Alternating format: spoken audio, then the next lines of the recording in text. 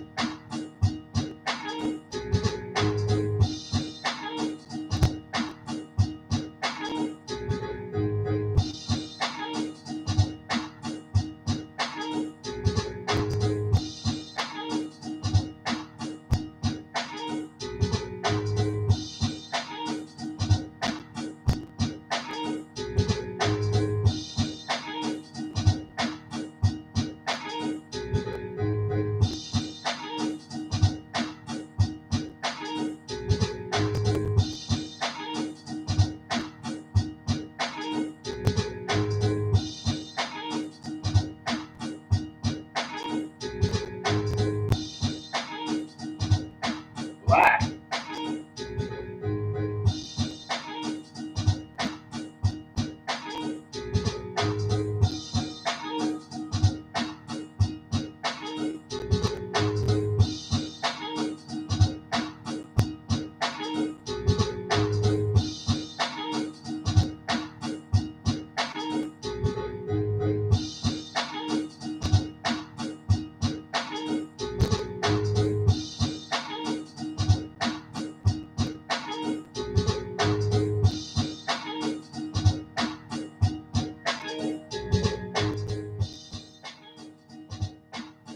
You tuned in to the Iceman Show /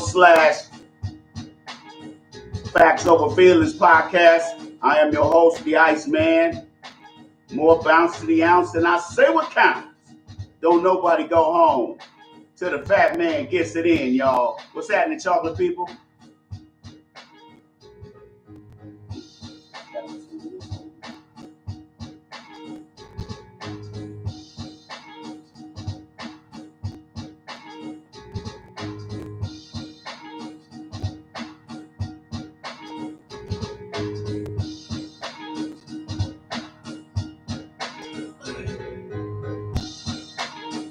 If you ain't got it, make sure you get it. My first book, The Game of Life According to the Iceman Volume 1. Be on the lookout for the Dating Bible, my second book.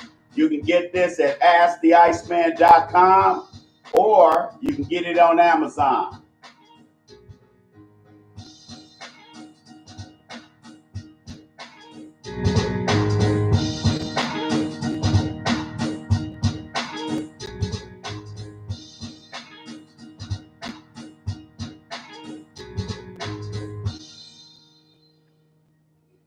What's cracking, y'all?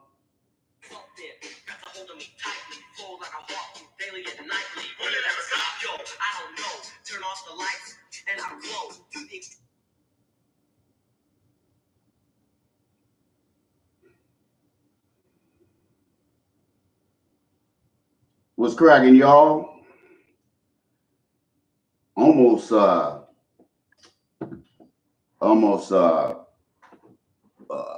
Day almost got by me, man. I laid down, took a nap because it got a little warm.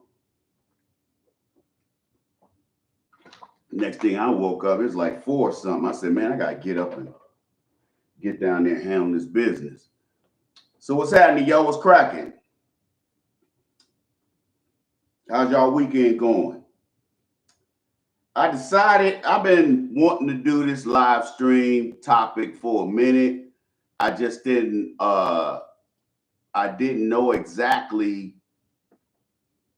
really know exactly when I was going to do it, but I knew I needed to do it at some point. Black men, those of us who are aware of our surroundings, and those of us who know that we live behind enemy lines when it comes to white supremacy and where our place is in this society as well as the world. And those of us who are aware, we know that everybody's against the black man. Okay? And when I say everybody, I do mean everybody. Okay? So if we're talking about black men as a collective, which we make up about 6% of the population. So the 20 to 25 million or more black men within that group are black men like me and you who know better.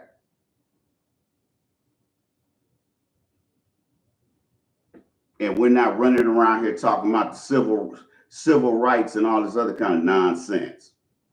We're talking about everything other than the core problem, which is white supremacy. And no matter what president you get in that White House, they're either going to be a white supremacist on steroids like Biden and Clinton and Bush and his daddy, and some would say Trump, which Trump's a little bit different type of white supremacist. He's what we call a white nationalist. That's why they keep calling him a populist. Okay, because a populist is somebody that is a politician that pushes policies that benefit most in society.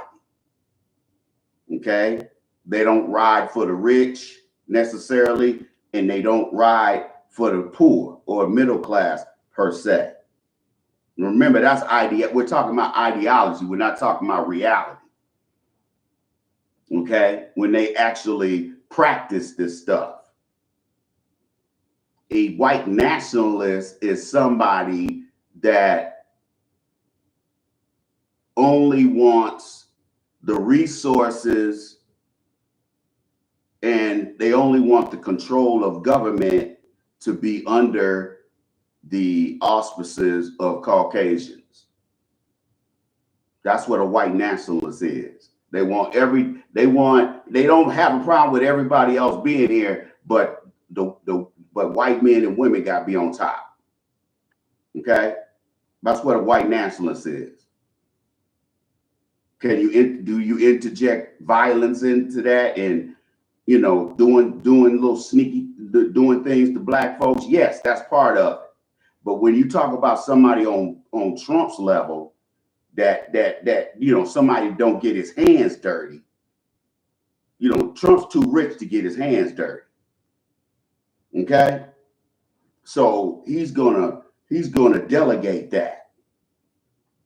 He's either gonna delegate it or the main focus is gonna be the populace. What's going on with the population?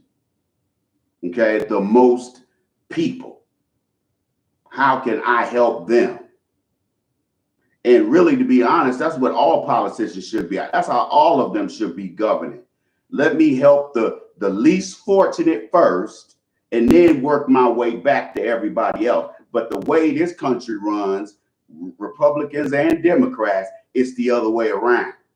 They put the people who own everything, the people that own all the resources, people that control the police departments and the sheriff's department and the courts and every damn thing else, the prosecutor's office. These are the people in a white nationalist society. These are the folks that got to be in charge. They got to be in charge of all that stuff. And anybody else trying to thwart that is going to be dealt with. Whatever that is. That's why we have stuff like the 1994 crime bill. That's why we have them they've been pumping heroin and crack and everything else into the black neighborhoods to make to destabilize the black family. And then here come Biden and Clinton authoring and signing the 1994 crime bill, punishing the victims rather than the CIA that's bringing that filth into this country. And let me say something real quick. Ladies and gentlemen, a lot of this pushback is not coming from Congress. It's not coming from congressional Democrats. A lot of this pushback on the cartels and all that, and all that's coming from Langley, Virginia. Okay? I told you about that rogue element within the CIA. They're behind I don't know how much stuff. Ladies and gentlemen, please hit the like button. Please hit the like button so we can drive folks to the live stream. And if you haven't already, please hit the subscribe button. Please hit the subscribe button and then hit the notification bell so you can be in the know when we're on the air. Can you dig it? Can you do that for me? Thank you. Also, if you don't mind, feel upon yourself to contribute. You could contribute via Cash App. There's 2 IDs up there. Hopefully both of them are working. You can pick one or the other. Or if you already signed up with me on PayPal, all you gotta do is go to PayPal and contribute. So if you don't mind, please do that. Drop something in the bucket today, $1, $5, whatever you can spare. Can you dig it? Give a player some of that beer and liquor money. Can you dig it? Although the 4th of July is coming up, and folks gonna have to stock up. Okay, So anyway, so the black man is in a very precarious situation, being that everybody is his enemy. I would say black teenagers too, black children. I'll just say black children. And let me say, the reason why I'm saying they're against black children is because we send our children, most of us send our children to public school, and you have to ask yourself, what kind of education are they getting?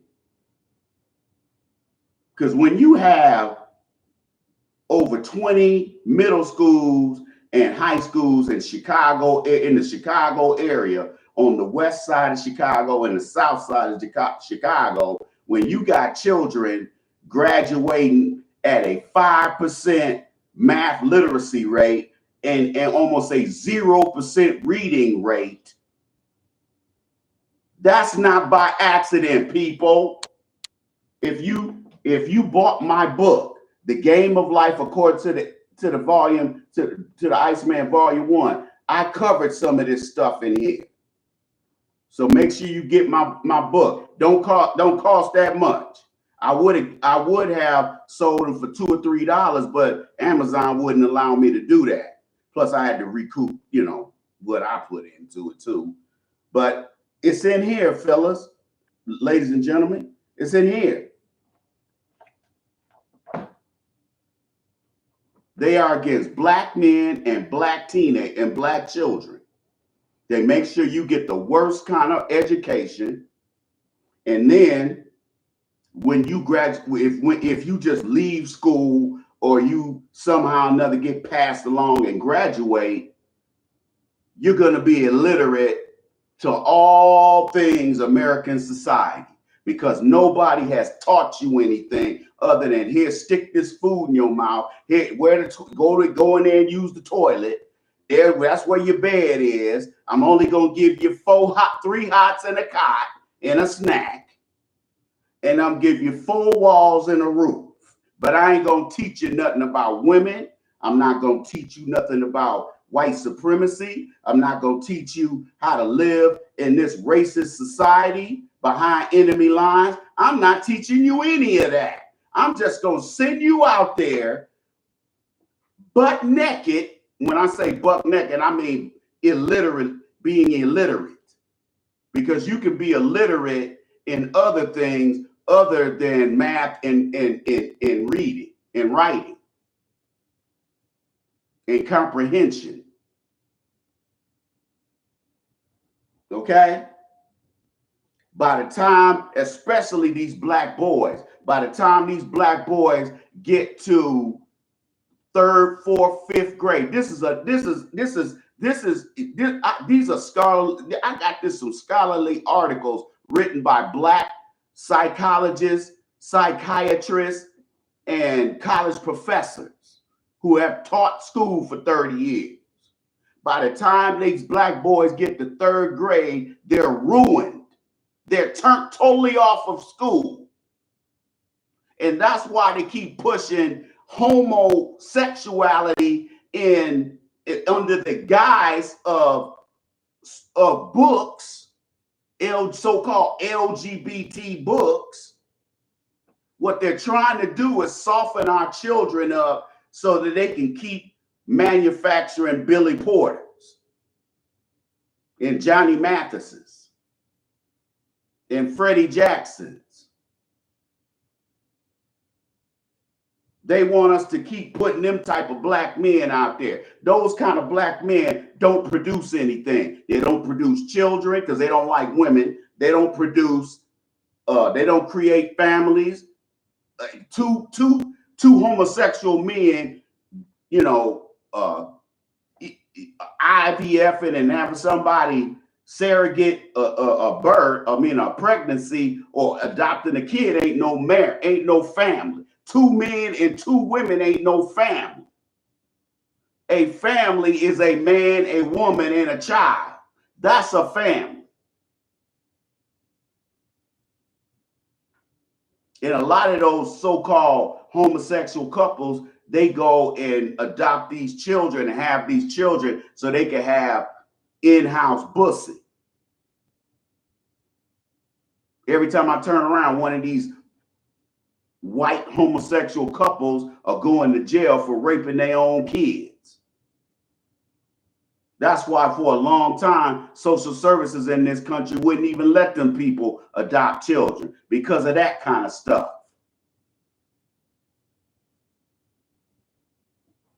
And if their black children getting done that way, they really don't give a damn. That's why I'm always suspect of two homosexuals having wanting to go get specifically go get a black child so they can turn him out.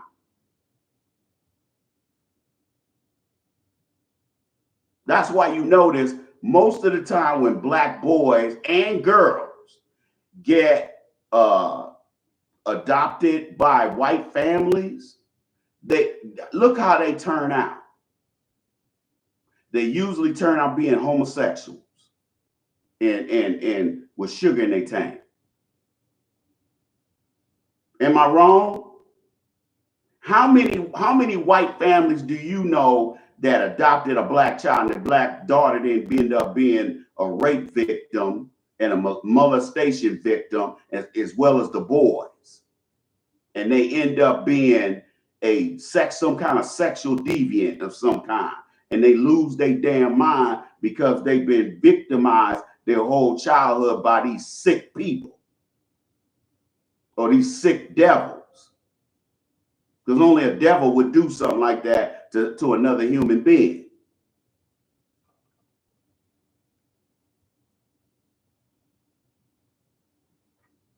Okay? So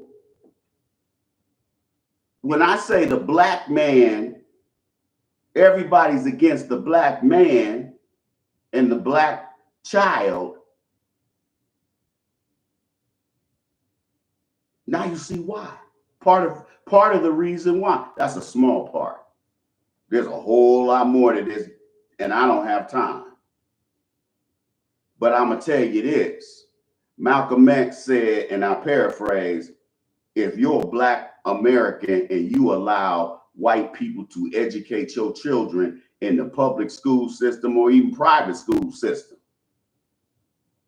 You're a damn fool. You're a damn fool. If you think them people, just because they ain't calling you the N-word to your face, that these people don't walk around calling you the N-word in their minds to themselves and treating you like the N-word. You can't, black people, let me say this to you. Black men already know this, but let me say something to the black women. You ain't going, there is no, you can kiss ass, you can suck ass, you can get under the desk of these white males and suck them off. You can kiss, you can go around jumping in bed with white women and all this kind of stuff. You can do all that stuff. You can start walking around calling yourself a homosexual and all this kind of stuff. Talking about I got gay pride and all this other nonsense. And at the end of the day, you still a nigga. You just a nigga that's a sexual deviant. But to them, you still a nigga. And a lot of y'all think you can bypass that by having a college degree or having a job in corporate America or whatever or wherever. You're never going to escape white supremacy racism. It's here until you get rid of the people who keep this system going. Otherwise, it's going to continue. And no amount of Republicans and Democrats are going to solve this problem because they're either the ones that put you in this economic situation, or they allowed it to happen. I'm gonna say that again. They either are the ones that been putting their foot on our necks. One party, which was the Democrats, and then the Republicans were in favor of emancipating the slaves, and then it switched. I think in the 60s, where because most black people were Republicans up until the civil rights movement. A lot of people don't know that. A lot of black people, especially well-to-do black folks, were Republicans. But still, I'm not absolving the Republican Party from racism because they're full of white supremacist racists in their party. What I'm saying is neither one of them are the answer.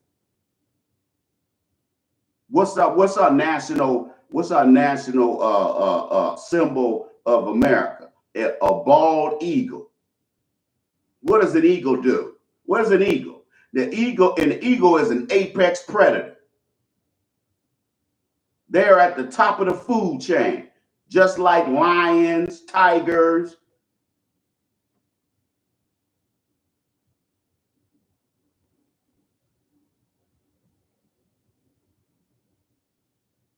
You got a left wing and a right wing, and they're both on the same bird. So going to either one of them ain't gonna get no answers. You ain't gonna get no remedy out of neither one of these parties. The Democrats did it to us, but the Republicans allowed it to happen. So they're just as guilty. They're just as responsible for why we are in the economic situation we're in today and being blamed for it. When everybody else is getting welfare and other economic floor programs so that they don't fall through the cracks, everybody else is getting that except for black men and black children. Now, black women, we ain't talking about the black women that's down with us, down with black men. I ain't talking to you. Those of you black men that's down for your people, I'm not talking to you. Don't get offended when I say this. But I'm talking to the black women that hate black men, that hate their daddies, that hate black men and hate what they stand for, especially black men that have a backbone and they not a homosexual. See, black men should be at the top of the human food chain, and yet we're at the bottom. And that's why everybody comes to this country piling on us and joining in on the fun with the white supremacists, these buffer groups that come from Asia, Latin America, and Africa, and the Caribbean. They come over here siding with the white supremacists. These black folks that come from Latin America and from the Caribbean and from Africa, they don't come over here to link up with us to fight white supremacy. They come over here to join the white supremacists trying to subjugate us.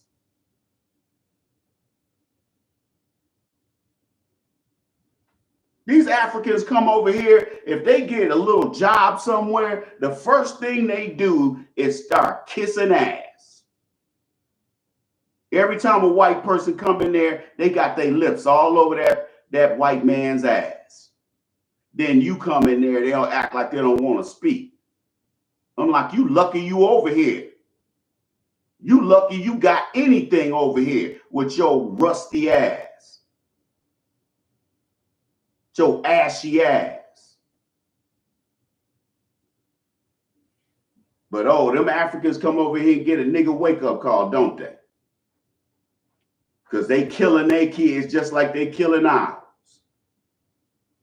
When a white supremacist cop stops you, all they see is black. They don't, oh, he's from the Caribbean. Well, his hairline start back here, so he must be from Ghana. No. As far as they're concerned, they see a black person I need to subjugate or murder with impunity.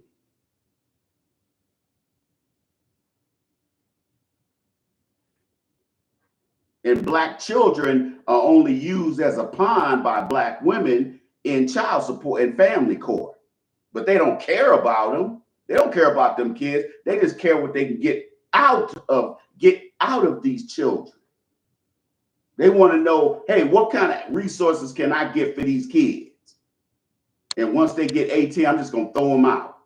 I ain't taught them nothing. They don't have any skills, and yet they just brought in 12 million illiterate, no skill individuals from Latin America and everywhere else. And we already struggling in this society to keep up with computer engineering and AI and all this other kind of stuff. Can your children compete? If all your child got is a degree in education or a degree, if it ain't STEM or accounting, and there's maybe a couple other exceptions out there as far as, outside of STEM subjects, the rest of them are a waste of time. Gender studies, black studies, man, what a joke. Some of the worst classes I took as an undergrad were black studies classes, taught by black professors.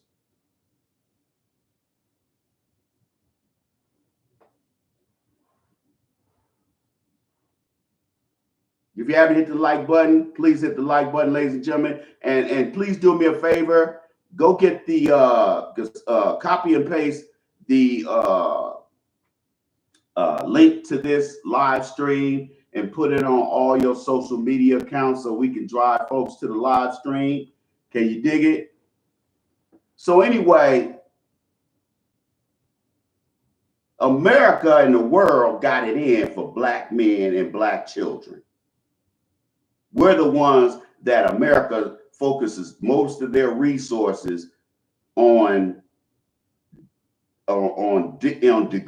degrading and imprisoning and economic starvation through benign neglect, thanks to LBJ. Okay?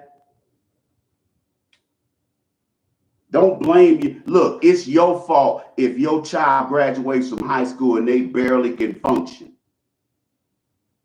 Because you really don't know that you're in that position until you get around students that are supposed to be on your level that are exceeding anything you do. Let me give you an example. I went from a black high school, a predominantly black high school, to a predominantly white high school. Okay?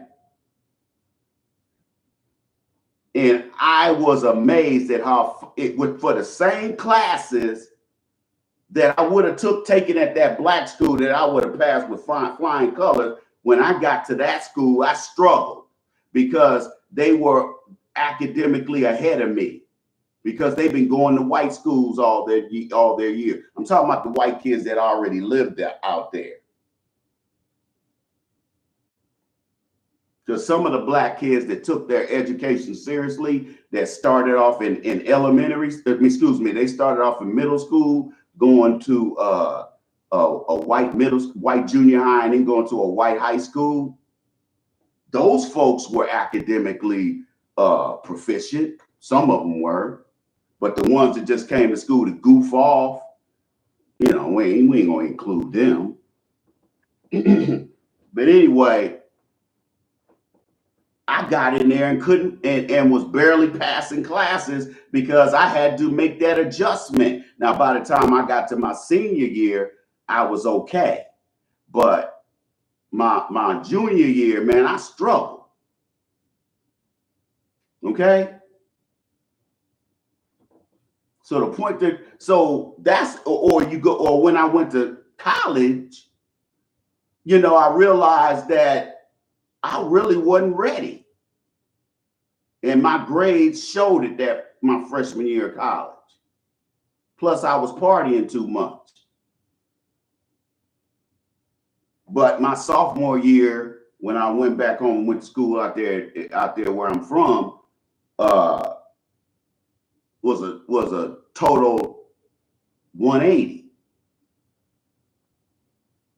Because my GPA was like a 3.3, 3.2, 3.3, something like that, or 3.1. Whatever. I ain't seen those progress reports in years. Anyway,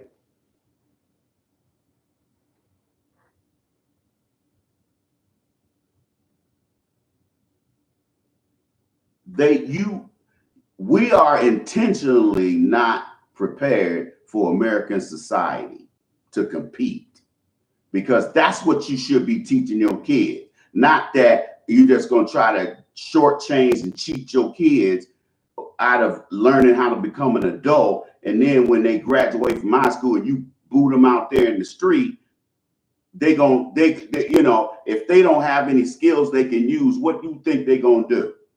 The girls are gonna go out there and do something strange for a piece of change. And these days, with all these folks out here with their bussies up in the air, these boys are gonna probably do the same thing.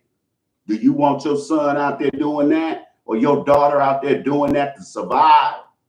That's what's gonna happen when you don't prepare your child for adulthood. If they ain't got no skills, they're gonna fall through the cracks. There's no economic floor for black folks with no skills. Now there are for illegals, or there was for illegals and families of illegals before Donald Trump got back in there. Not so much today, huh? We're gonna get into some of the Supreme Court's handiwork this past week, because some of that ties into this. But black women, but see, here's the thing. This is why I'm telling you right now, if you want to listen to these Democratic strategists on all these cable channels telling you that all the Democrats got to do is spend $20 million to discuss find out how to talk to men, American men, yet they in a multi-million-dollar resort, and none of the men that they really need to be talking to are in attendance. It's just for a bunch of old rich-ass white folks.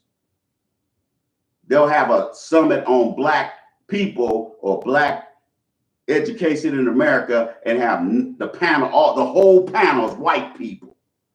The whole panel is white women. talking about black issues.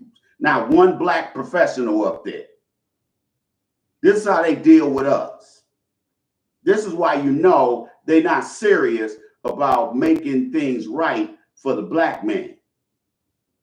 Okay? See, these people can run their mouths and tell you about how the Democrats don't have a comeback in 2026. They got to say that.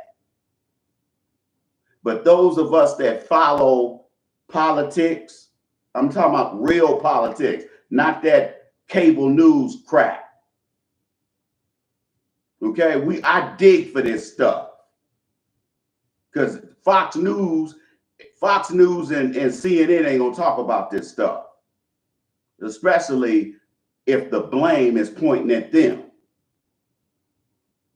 They gotta find some kind of black boogeyman. Whether it's R. Kelly, whether it's Diddy, whether it's Bill Cosby, or whomever. American society has to have a black boogeyman every now and then because they got to take the heat off white males when they out here raping women and raping children and molesting kids and going out here being violent and murdering their whole family and all this kind of stuff. They keep all that out of the news because it's all pointing toward them. You see y'all see where I'm going with this?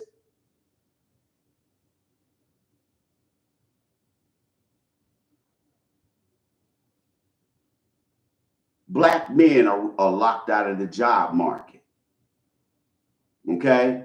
Black men have more jobs than black women. This is blue collar and white collar. We have more jobs than black women.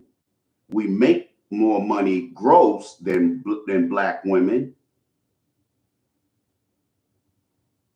But we make less than a white man who has a felony on his record and didn't graduate from high school. We make less than he does. We make less than a white woman who drops out of high school. You don't think that's you don't think that's important? You don't think that's a problem? You probably don't care about your people. See, this is why, you got to understand, black folks, there's not too many black voices out here telling the truth. There's not many white voices out here telling the truth. It might be a couple, but that's it. If you want to find the truth from the white supremacists, you got to read between the lines because they talking code.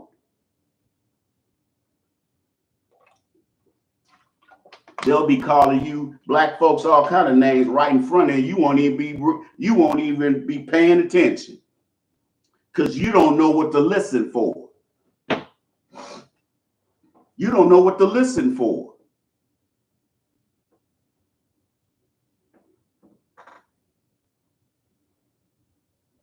Why is it that a black man makes less money than a white woman that drops out of high school? Or a white man that drops out of high school and he has a felony on his record? A black man with a master's degree don't even make that much. Did you know that? If you're looking for this kind of stuff in white textbooks, you ain't gonna find it. Because I found this stuff in some of these white folks be writing these books, like a book like Confessions of an Economic Hitman. They write these books, and you notice they ain't real popular because they tell the truth about what white corporations do around the world. Look at what happened with Boeing. How many whistleblowers did they have in the past 2 years? 2. What happened to them? Under suspicious circumstances, both of them committed suicide. That's right out of that book. That's right out of the Confessions of an Economic Hitman. That's right out of that book. Chiquita Banana, the white folks that own Chiquita Banana, they actually went and hired a hitman to take out somebody at another fruit company. These people, man, boy, you have no idea. And these Democrats don't want you to own a gun, black man. I don't care if you got a felony on your record. You still need to be strapped. Because you don't know what these people are doing out here. The other black men and women ain't your enemy, black man. Your enemy is that white woman and that white man who are white supremacists. I'm not saying all white folks. I'm saying the ones who are white supremacists, which is most of them. They're either white supremacists on steroids, or they white supremacists light. But they're both the same people. You understand me? And we need to stop letting them off the hook. See, that November the 5th, 2024 scared a lot of white folks in this, especially on the Democratic side, because they didn't expect that the 5 points that they lost with black men, as well as the 3 points that they lost with black women, was enough to push Trump over the edge. Mainly because overall, half of America didn't vote. Only under 100 and maybe 60 million people voted. That's another reason why Trump got back in there with his felonious ass. Okay? So when a lot of these people, let me give you an example. Like I'm sitting there looking at, I just happened to turn to see it in MSNBC. And they were discussing the court cases that the Supreme Court settled that they been working on the past few weeks or months. And you had a federal judge on there, a former federal judge. They had a former federal prosecutor. No, she was a former prosecutor too. And then there was another there was another federal prosecutor. There was another white woman that was a lawyer, and then some other chick was, I think she was just a journalist. And they were whining about them taking that provision. They didn't rule on birthright citizenship on the 14th Amendment, because that's going to take a whole lot more work than having a solicitor general from the DOJ come over there and argue a case. Okay? They were whining that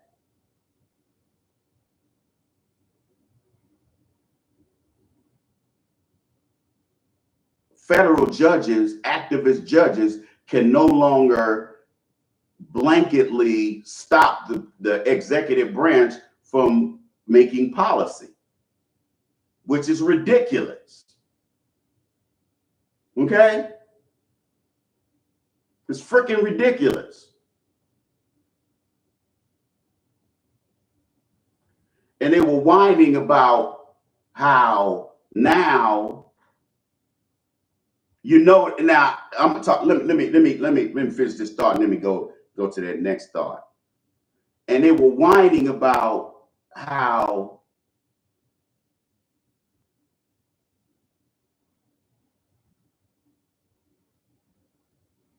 federal judges are not going to be able to stop Trump and his policies.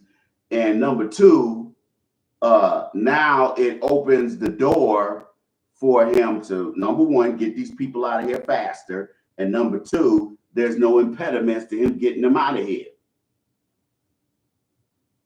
If he writes, and in 30 days, he's going to write another, because they can't file they may be able to file a class action suit in federal court to challenge it. But I think they got to wait the 30 days, because there's a pause on that of Trump stopping birthright citizenship.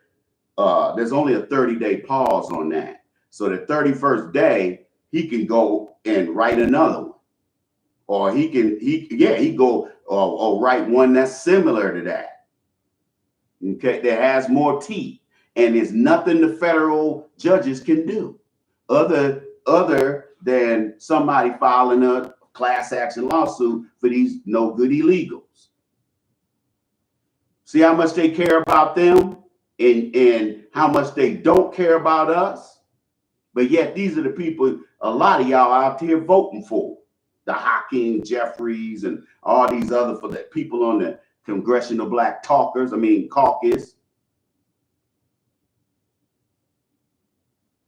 That's the most worthless group of black people I've ever seen in my life.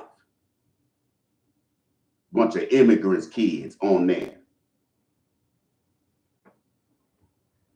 They make sure young black men, and they make sure we get a horrible education. They make sure we get harassed and harassed and attacked all through K through 12 school. Then when we age out of school, when we go out there to when we go out here in the world, we get kicked in the ass because we have no skills.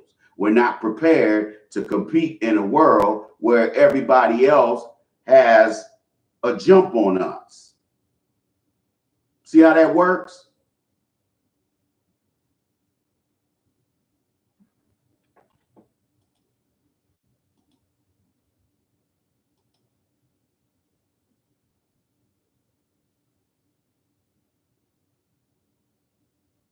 Okay. And so black men now have realized that we finally realized we ain't got no friends. Now, you can listen to all these Democrats and Republican strategists talking about, oh, the Democrats are probably gonna make a comeback in 2026. That's baloney. They ain't finna make no comeback. First of all, they should be starting right now working on 2026, but they're not doing that. They just got Bernie Sanders and AOC flying all over the country talking to people that's going to vote for them anyway. So that's a waste of funds, flying all over the place talking to folks that's already in the bag. The people you need to be trying to reach are the people, the independents, and the people that are on the fence. Those are the folks you need to be going after. And see, black folks, a lot of black folks thought that because Harris was a woman, that a bunch of white women was going to go out there and support Harris. Let me explain something to you. All that grandstanding and clowning on television was perception. The reality is 90% of white women in this country voted the same direction their husbands voted in, or if most of those white women, or these white women that were in conservative areas, they voted Republican. And you notice MSNBC and CNN and all these other folks, none of them they were flabbergasted, wasn't it? They couldn't believe that white women in their minds sold them out, because they polled one way and actually voted another. And that chapped they high, because you notice all these posters was lying, talking about Harris was beating Trump by double digits. When we come to find out, most of them polls were fabricated. And a lot of those people lost their credibility with the DNC. because they were given false information. They were talking cocky as hell up until about 2 weeks before that election, or a week before that election. They were talking cash shit, weren't they? And when the dust cleared, white women voted the same way their men voted, whether their men were in the house or not. They voted the same way they did. The only white women that voted for Harris were broke-ass single moms. And they really weren't voting for Harris. They were voting for the Democratic Party because they know that economic floor that the Democratic Party provides women in this country, that's going to disappear once Trump gets in there or a Republican gets in there. They don't give a damn about these single moms, and I don't blame them. They're like, you want your student loans discharged? I don't know what you need to do. Maybe you need to go get you a couple sugar daddies to pay it off, but the federal government ain't paying off your loans. If you went out and took $40,000 in loans for a gender studies bachelor's degree, you deserve to be broke. You deserve to not pay your student loans. You should have majored in something that made money instead of something you want to do. I want to be socially involved. And most of these people ain't socially involved anyway. And even if they were, it's only for their people. They ain't socially involved with the people that really need their help, like some of us.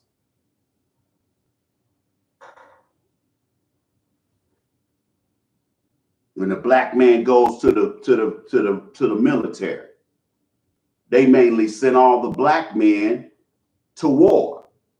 They did it when I went.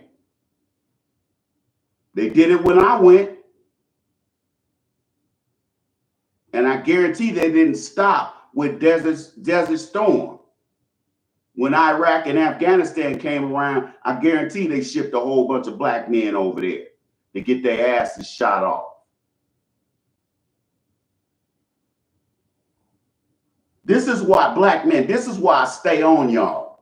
This is why I try to give y'all, information you can use instead of just giving, talking about going out here getting women. That's fine getting women, but if you ain't got no money, you ain't gonna have no women anyway. If you ain't got no money, the days of just liking a nigga because he cool, them days are over with. The days of women just liking a dude because he dressed nice, them days are over with, dog. These women want to be paid for their time. Now, you call them whatever you want to call them because I got a name for them.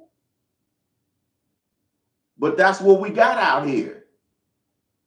You can either complain about it or you can get politically involved instead of sitting on the sidelines complaining or grabbing a passport, flying to a foreign country where you're naked and by yourself, and if something bad happens to you, nobody knows where your ass is because you flew down to Rio by yourself, and you ain't got no street smarts.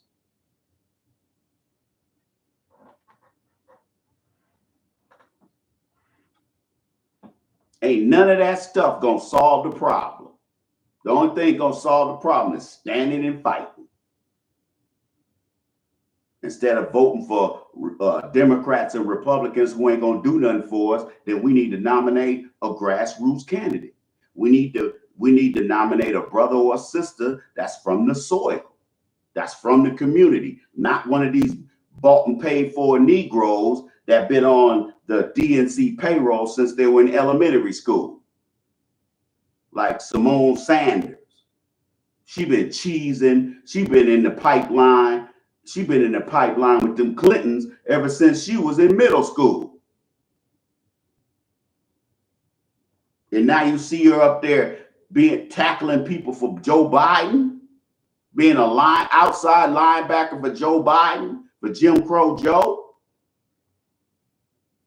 And now she's on MSNBC with her hookhead ass. And you gonna listen to Simone Sanders tell you something? You go to her Instagram. She got I don't know how many pictures with a young Clinton and a young Hillary Clinton. These folks didn't just pop up, the Harrises and all these kind of people. These people didn't just pop up yesterday or last year. These people been in the pipeline.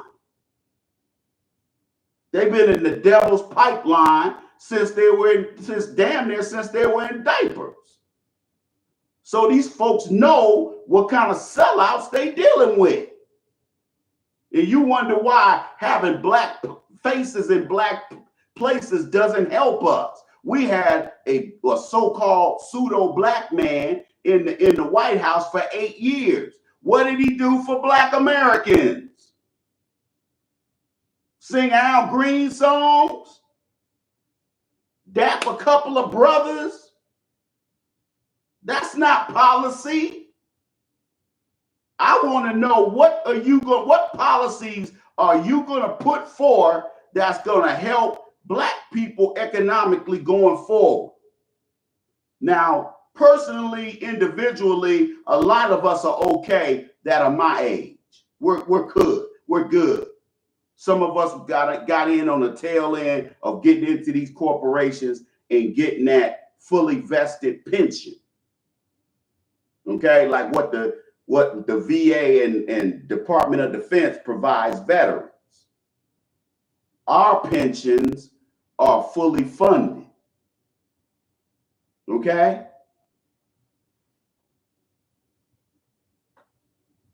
Unlike a 401k. A 401k is not a retirement plan. A 401k is a savings plan. It's not retirement, but they keep pushing that because most corporations are not going to give you a contribution on your 401k.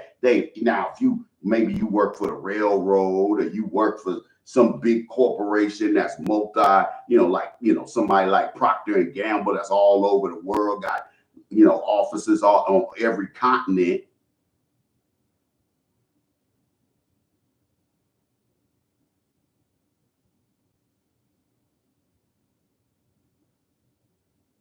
But for these smaller companies, if you're not in middle management or if you're not in floor management on up, you ain't getting no pension.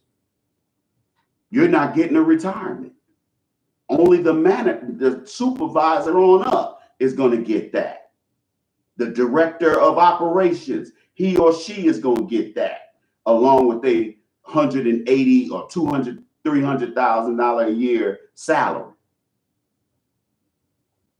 They're getting a fully funded pension.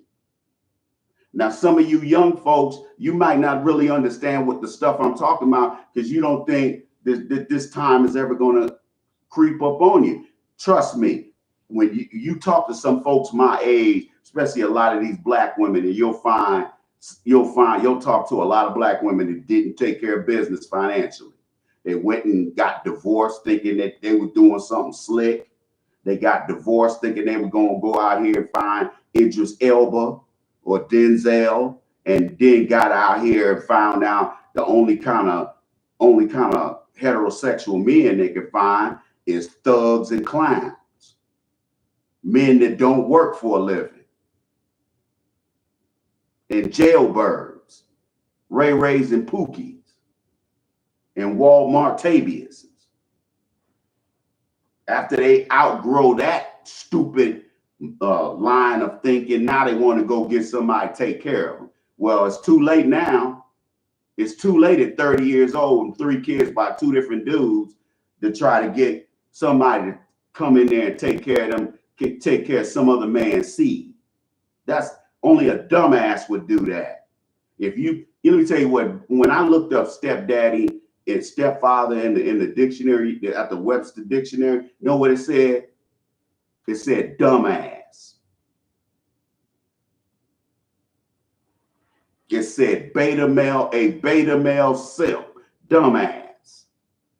that can't get a woman on his that's got class and don't have a gang, don't have kids by other men, trying to pawn their kids off on other men.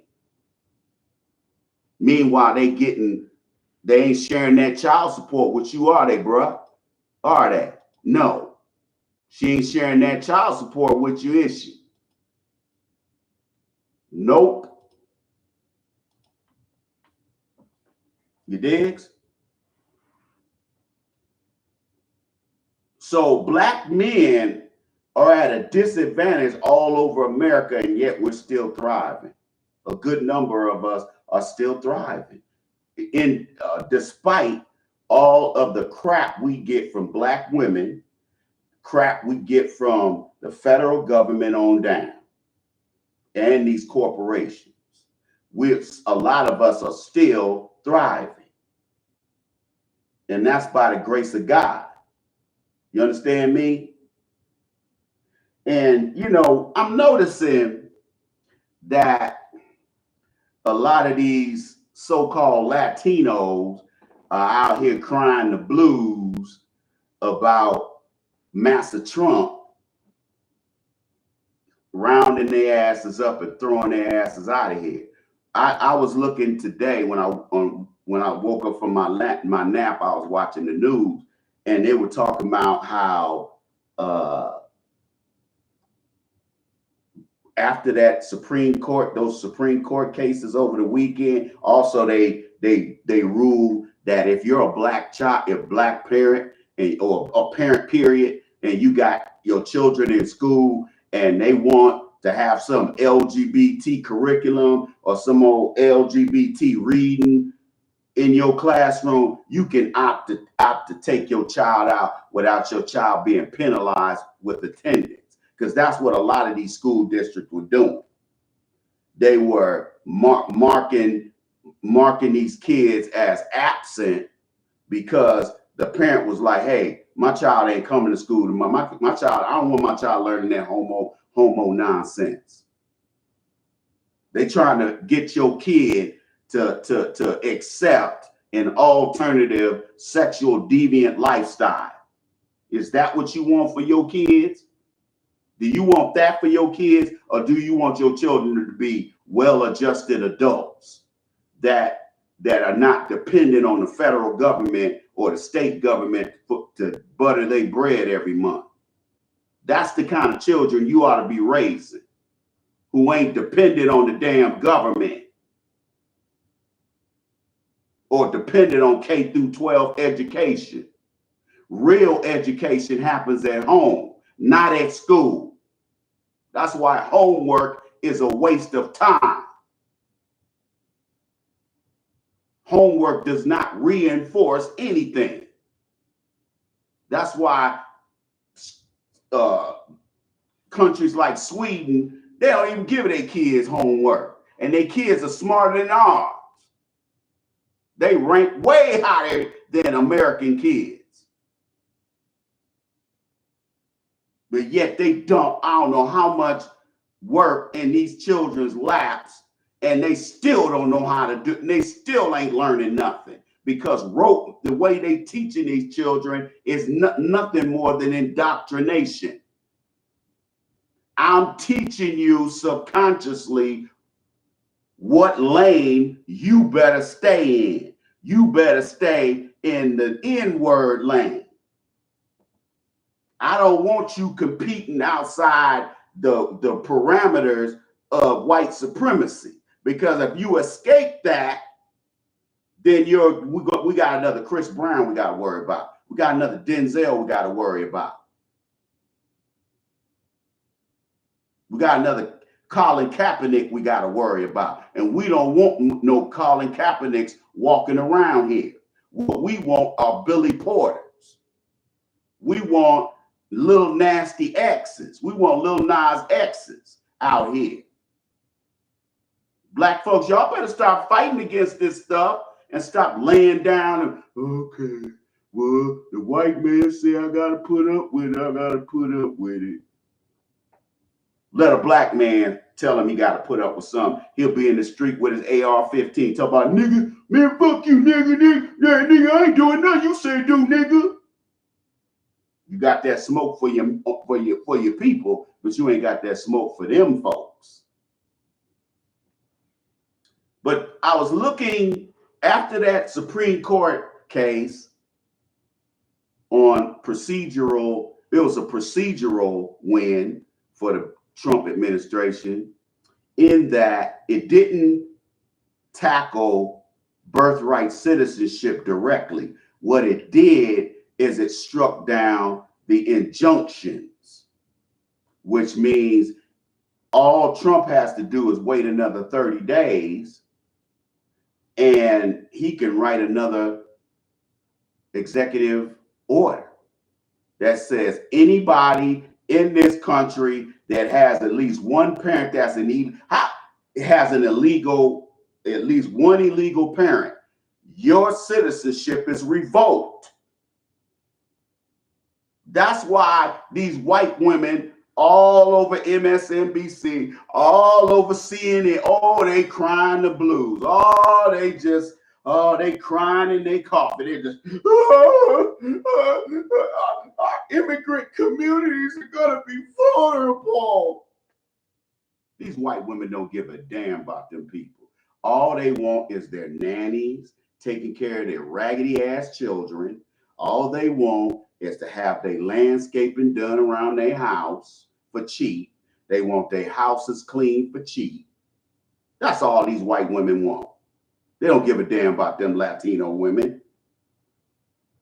I don't understand how somebody can be illegal, come from another country, have a baby in America, have an anchor baby in America, and that child is considered an American citizen. What kind of shit is that? It's just like in algebra. When you're dealing with negatives and positives. You can't have two people from some other country come over here and birth an American child. That they should have been nipped that in the bud. They should have been took care of that. See how out of control that is? You could just stumble across the damn across the border and have an anchor baby. Come on, man. They know what Trump is doing is right. Now, again, I don't like Trump. I ain't a Trump fan. But policy that helps black people, specifically black men, I love it. And guess what? After this past weekend, all but 4 states recognizes ICE's authority. And you know the 4 states that didn't. California, Oregon, Washington, Illinois. No, it's more than 4. I'm sorry. New Jersey. I think New York State. No, I think Massachusetts for sure. But it's a couple of them little tiny Rhode Island. It's a couple of those little states mixed in there too. But all the rest of them recognize ICE. So remember when I told you that not too many, that I haven't seen too many ICE raids up here? Matter of fact, I haven't seen any. And I told you how comfortable these illegals are. Those of you who follow me on Instagram, and I posted that video about that food truck that used to be sitting out, that food trailer that used to be sitting out there by them Venezuelans dudes talking about serving Venezuelan food, whatever the hell that is. I wouldn't wipe my mouth from a napkin they gave me, because them people do not wash their hands and they don't wash their ass either. They're the nastiest people I've ever seen in my life. Dude, I done been to that Walmart at least 4 times since it's been warm, because it's been hot up here. Today was like 82, but the problem is it'll go down to 60, 50 and 60, then jump back up to 80 and 90 again.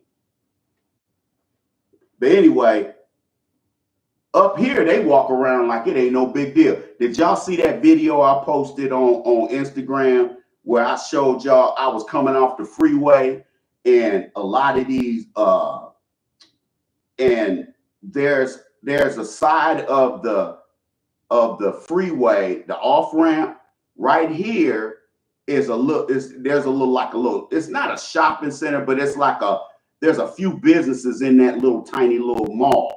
And then it's a corner, and then you drive up in there, and there's a building, like a 4-story building right here, and then there's like a 4 or 5-story building over here, and then there's buildings on the ground level.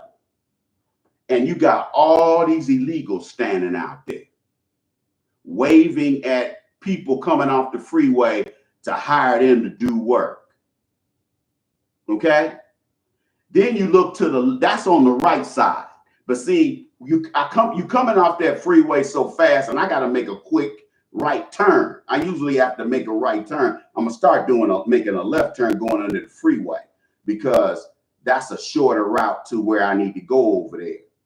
But anyway, the GPS usually tells me to go right, depending on, because before there was a whole lot of construction in that area. Check this out. On the left-hand side, when you pull up to the lake to make that left turn in that left turn lane, you look to the left, and there's like 60, 70 people sitting over there eating, waiting for somebody to hire them to do work. Why are these people sitting over here? You know damn good and well, these people, if they can't find jobs, what you think they're gonna do? They're gonna be out here breaking the law. That's why it's inevitable that these folks come over here and become criminals, because that's all they did back in their home country was criminality. And a lot of y'all, you so in love with these Latino chicks that you don't want to tell the truth about these people. Okay? They men are racist, and they women are just as racist with them. Just because they open their legs to you don't mean they still ain't racist.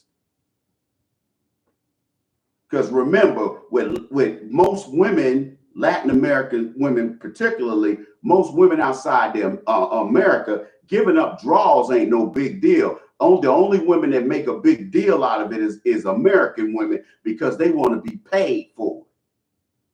Whether they ugly, fat, skinny, look like a crackhead, meth head, just old broken down single mom, just old broken down ass, tired ass broad, all of them have been made to believe that they got a magic vagina, and that they should be able to get Brad Pitt. They should be able to get Idris Elba, even though they homely looking or ugly, or just ain't on that level, period.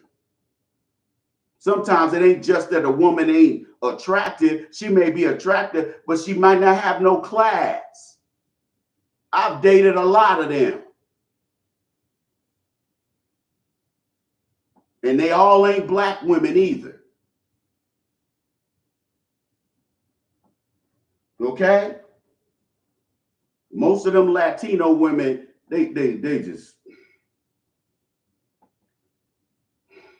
there's some unambitious women. That's all I got to say. Okay, most of them are. And let me share, and so let me finish this thought. So they show there's like 7 or 8 states that claim they're gonna keep playing these games with ICE. But the rest of the states, including mine, was on that list of states that are now going to stop impeding on ICE's turf, on ICE carrying out their job. because they don't need a search warrant. They don't need an arrest warrant. Why, Iceman? Because you're illegal. You're a trespasser. When you cross into America on American soil, you are a trespasser. That's a misdemeanor. That's the first law you break. Now, depending on what state you go to, you applying for resources that were meant for American citizens.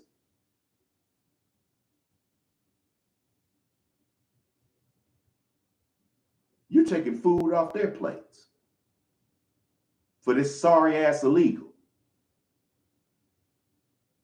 So you may be breaking state laws too.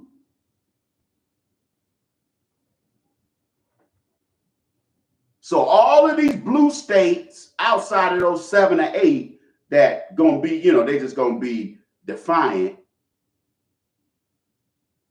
All the rest of them gonna keep playing them games. But and you know what else they helped Trump do this, or the Supreme Court helped Trump do? Trump can now withhold federal funds from sanctuary states and cities. Did y'all know that? That's another thing they were poo-pooing about this weekend. I don't think they should get any federal funds if they sitting up here housing these no good people and clothing them. And see, California, let me tell you about a case concerning an illegal alien that was allowed to be a police officer. An illegal alien got hired, I think, with the Vallejo Police Department out there in California. It's either Vallejo or San Jose. It's one of them little municipalities. Anyway, they hired him, and come to find out, he was molesting one of his female cousins, and he was raping an underage girl. And the police department, when the rumors start coming back to the police department, they didn't fire him. They just told him to stop doing it. See how they protect these people? Finally, he raped and then killed this minor because she was going to tell on him. See what happens when you hire illegal aliens and give them a gun and badge? And this guy was allowed to be a cop for like 4, 5, 6 years. Do you guys know most of the folks out there in California that's out there tearing that state up, and they're out there defacing the city of LA and all these other municipalities? You know whose kids are F-13s and F-18s and MS-13s. You know who they're. You know who they're the children of? Illegal aliens. Because let me tell you something. Latinos that were born here, and we talking like 10, 11 generations they've been in America, they go out here working jobs. They work some of the same jobs we do. And they make sure their children ain't out here knocking people in the head and selling drugs like these illegals let their kids do. Remember when I was living in Washington and I was on the live stream and I heard and somebody kicked my door and I ran out the door after their asses? No, you heard me talking to the manager about what happened. Anyway, I was doing something. I ran after these guys, and obviously at 50 something years old, I wasn't gonna catch him, but I ran fast enough to see where their apartment was, and I went over there and knocked on the door. I said, "Ma'am," and they, of course, their mom was illegal, and I said, "You better tell your kids not to kick my door again." And old crack ass manager, she tried to jump bad with me, and I told her straight up. I said, I said, okay, when they kick my door again, I'll just call the police instead of notifying you. Since you gonna believe what that woman told you, that her kids, that her kids just knocked, the kids said they just knocked on my door. I said, no, they kicked my door.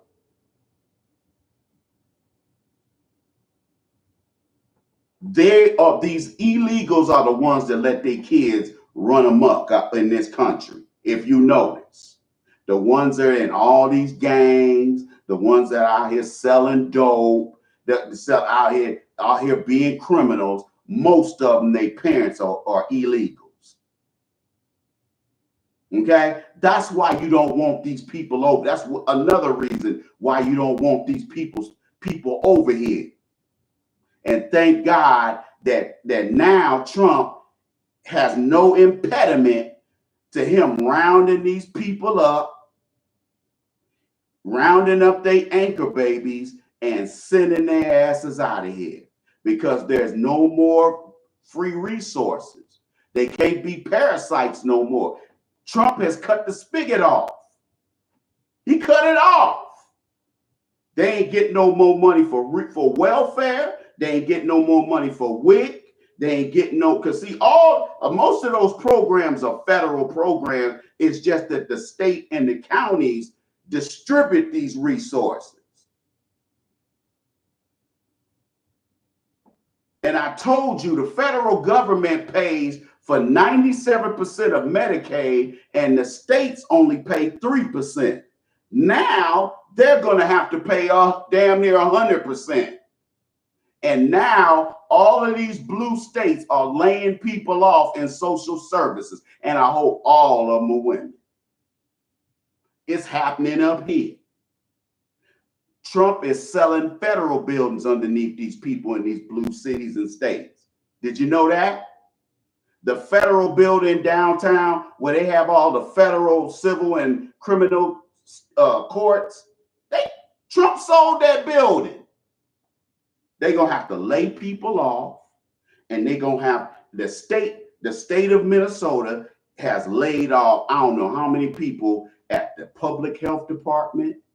They've laid the people that handle the Medicaid and all that, they laying people off in that state office. They've been laying off people at the county level at social services, because remember, the more money that's pumped into social services, the more that the county and the state hire people to work in those offices. If you take 10 women on welfare, how many people does it take administratively to take care of those 10 cases? There might be one person per 10 people. Okay, it's 20 people. So you got 2 workers that work. This one person works these 10 cases. These other 10 cases. This other worker works those other 10 cases. How many managers does it take to manage those two case managers? 1. So they got one director that manages those 2 case managers. You take away those 20 women on welfare, and guess who gets laid off? The 2 case workers and their boss. That's how blue collar and white collar, that's how an organizational chart looks. If you go through a master's in management, a business management program, or you go, which usually is within an MBA program. I have an MBA. In an MBA program, you're going to take organizational management organizational management. And this is what that is. How many people does it take to manage these 10 machines in this company? Well, it takes 5 workers on these 5 machines. Okay, well, how many machine operators how many supervisors do you need to manage those 5 workers? 1 supervisor. How many people does it take to manage that whole department? a superintendent or director of operations. One. See, you see how white collar people lose their jobs in social services, in any capacity. See how that works? So all these states that weren't maybe, like Governor Pritzker, that fat. Me and the governor of Illinois been going at it on X. Okay. And he posted something about, loving up on these illegals. And as a reply, I said, ain't it just great that one of the heirs to the Hyatt hotel chain is so happy to bring illegals in here so he can have them cleaning up his hotels. And you know what? He didn't even hide it. You know what his reply was? Indeed. They don't even hide it. They don't even hide it that they're exploiting these people. Not that I care. I don't care if they kill them. I don't care what they do to them people. If you don't want to be exploited, don't come over here illegally. Do like the legal immigrants did and come through the front door instead of the back door.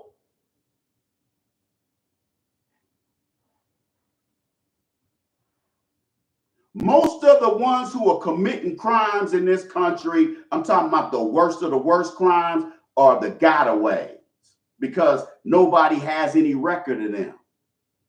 But the ones that come through, that came with during Biden administration, when they came through got processed by CBP, they have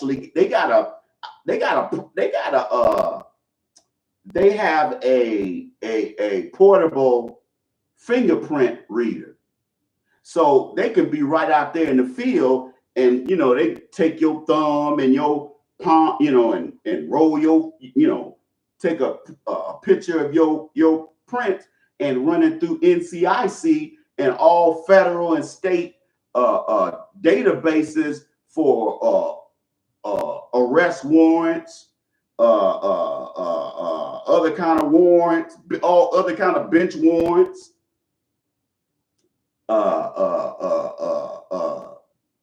notices to appear. All of that pops up on their computers. And if there's nothing too bad, if it's nothing too bad, they just let them in. If it's just like a DUI or something like they got a ticket or something like that, they let them in anyway. They ain't letting them in at all now. Guess how many people got through the border this month? 0. This day last year, it was like 40,000, 50,000 people came through in a week. Not a month, a week.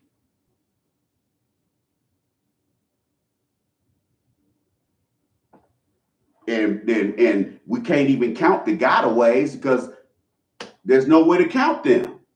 They're not on anybody's paperwork. They're not on anybody's radar in law enforcement. So these people can come into America and raise hell. So they thought. Biden let them know they can come over here and rape and pillage.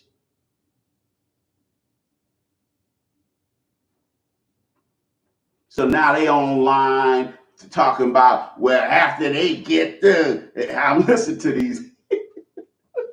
I listen to these idiots, man. These idiot Latinos. Man, I'm sitting there listening. They up here talking about, well, black people, y'all don't come out here and ride for us. Y'all don't. We need to stick together and this, that, and the third. When have you ever stuck together with us? Huh? You joined in with the white supremacist trying to subjugate black folks. See, this whole thing with Trump, 4 years of this shit is going to set even Latinos that were born here back economically decades, because the free ride is over. Because what they do, even the ones that are born here, they'll go and send a whole bunch of people. They'll go get on welfare, and they'll be taking care of everybody. They'll be taking care of people that ain't even their kids. They'll be taking care of all these adults with that same money that's supposed to take care of their children. This is how these people have been getting over so long, because the federal government and all 50 state governments have been providing them with an economic floor, including red states. Because last I checked, Atlanta is in Georgia. Now, Atlanta might be a blue city, but it's in a sea of red.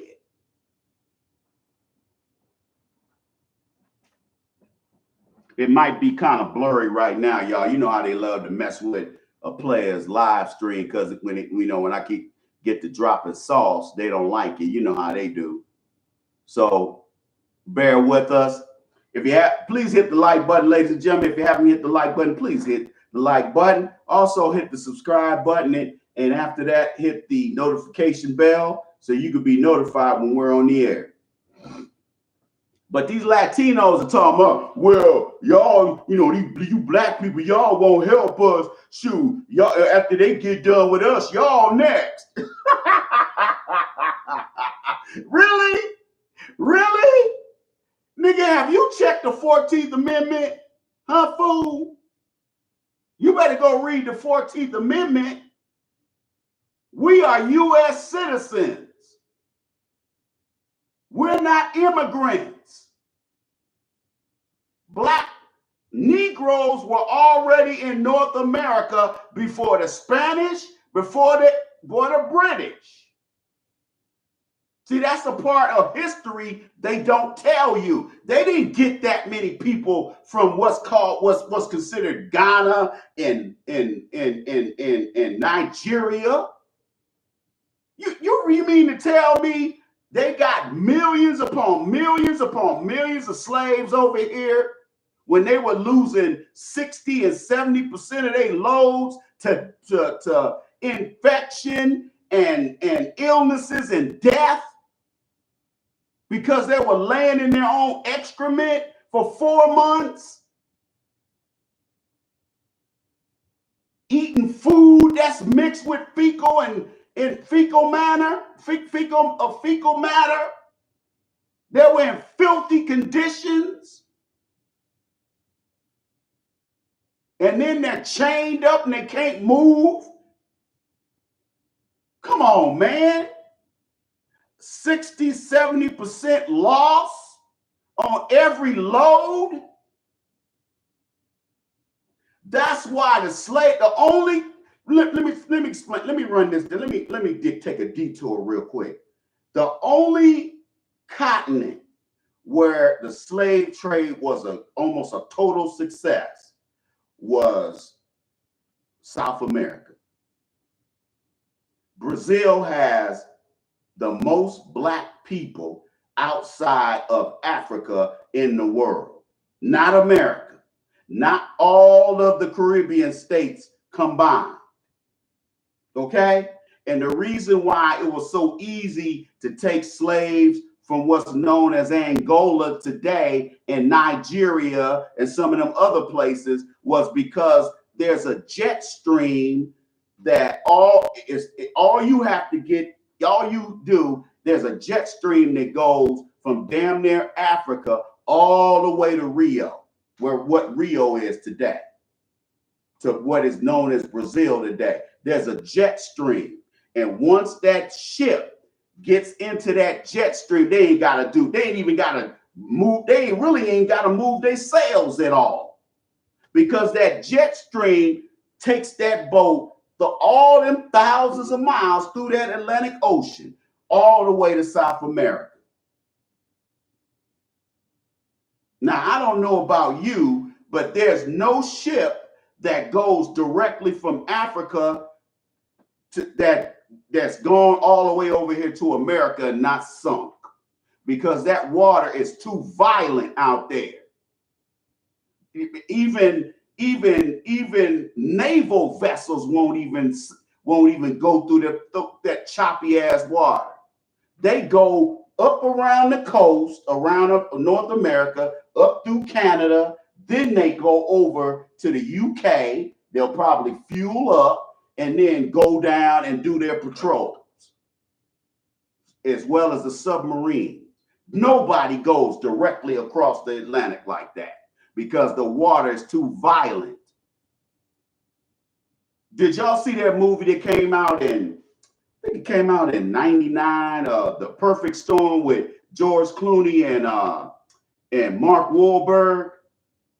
That's what that movie was about. They went off the coast of Boston and they went like hundreds of miles out there in that violent ass water. And a storm, two storms, one from the northeast and one from the south, came in, and right where that whole area of Boston and out there into the ocean, that whole area, that those two storms collided and caused that once in a generation storm. You saw how big them waves were. You think a naval vessel's gonna try to go up through that? Even a destroyer? I don't think so, bro. So the people that told you that millions of people were brought over here from Western Africa and it was a success, they're lying to you. Because again, they got the only people that got most of the black slaves were South America. They only brought about 300,000 to 400,000 slaves in total. But but you have to understand, they brought these slaves over here and they had breeding farms. They had breeding farms all around DC and Maryland, around in that Maryland area where Baltimore is now. They had nothing but breeding factories where all these black women did was lay up and have sex with the black men they tell them to have sex with. And these women were having 10, 15 kids at a time, to the point where after a while, the black slaves did outnumber the white people in the South and the North. Remember, slavery started in the North, in Massachusetts. Then it was in New York City too, because that's, black folks used to live in Seneca Village, where Central Park is right now. Slaves built all those old ass cities. New York City, slaves built that. Philadelphia, slaves built that.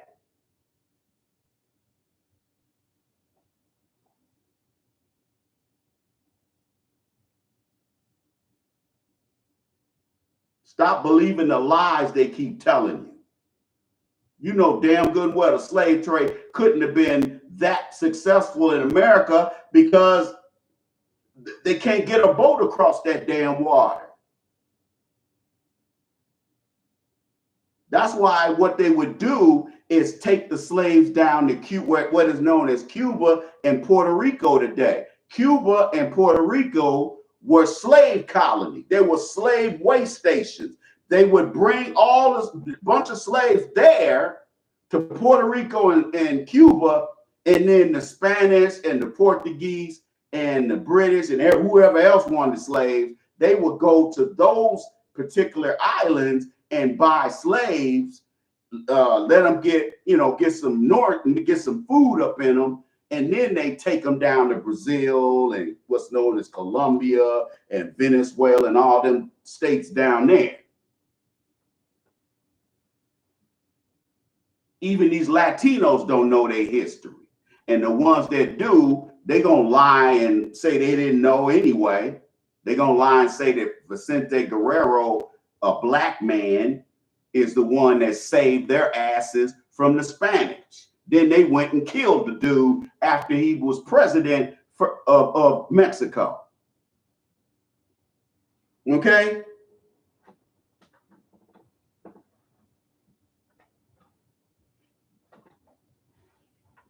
So they're sitting up here talking about black folks. Yeah, y'all better look out because they coming after y'all. That show you how dumb these Latinos are. I've been telling y'all for years they dumb as hell. Okay? I don't care if you listen. Because if you listening, then you know me. And yeah, I'm calling y'all dumb. Man, they dumb as hell. All they know how to do is kiss ass, pretend like they working hard. That's all they know how to do. And when you get rid of their economic floor, like TANF, SNAP, WIC, all those welfare goodies, gifts, and guarantees, what happens when you take them away? See, now you realize everybody, including black women, have been given the benefit of an economic floor. Meanwhile, black men got to get it how they live.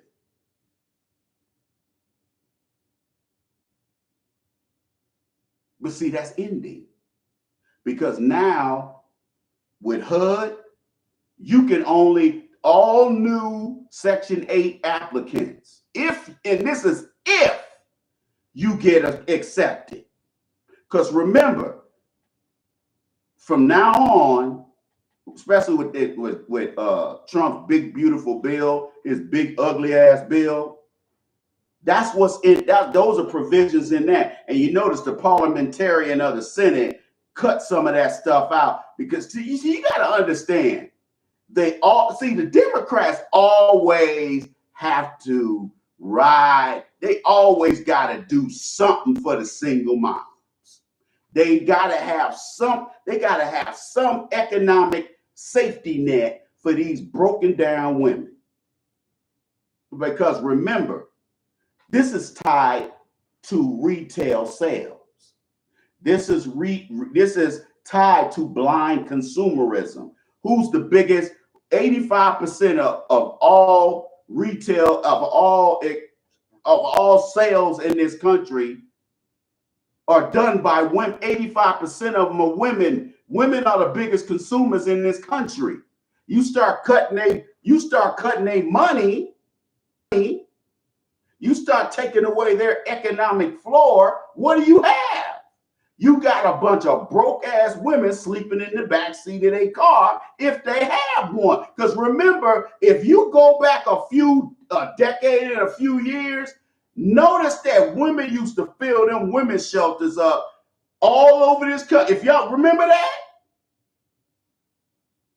most of the people in them shelters were single moms. Now, most of these people, before Trump got in there, most of the people in the shelters, homeless shelters, were men. They're men now. Y'all better learn to hustle, man. When Obama and Biden was in there was billions of dollars. And here's another thing that the Supreme Court cleared up. Now Trump can close the Department of Education, which he's going to do starting Monday, I bet. And he's going to close USAID. He's closing that sub-agency. And I mean, they already moved it under the Secretary of State. But what they're going to do now is they're going to close it because a lot of folks in law enforcement, federal law enforcement, are hinting that a lot of the stolen money and kickbacks that were being done during the Biden administration was done by their Democratic cronies and even some folks that are politicians in the federal government. They were out here stealing. Okay? That's why by the end of Trump's tenure in the White House, this last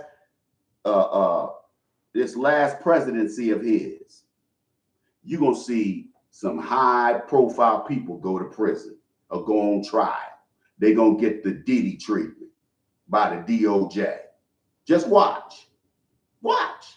They ain't gonna just go after the egregious ones. They gonna go after everybody. Everybody that had Trump's name in their mouth, they going after him. And rightfully so. Because I would. And if you say you wouldn't, you a damn lie. You lying in your breath stank. But they sitting up here talking about, you black people, y'all next. Man, I was laughing my ass off. I was like, fool, you don't know history, do you? We are the only people in this country who ain't immigrants. Everybody else is immigrants. They are immigrants. Most of the people in this country came after the Homestead Act of what, 1888 or 86 or whatever that was. They came here on a damn boat, or they came up through the Rio Grande. But see, everybody was poor for a long time, so it didn't make any sense to go over to, go over into Texas and to go into America, because we were starving too. This big push in illegal immigration started after the civil rights movement. Most of these people that have been in this country, if they're Latino, most of them have only been in this country since maybe the 50s. Maybe. Most of them later than that. But see, we didn't have these population problems like we did back then. There was more land there was more land, empty land in America than there were people.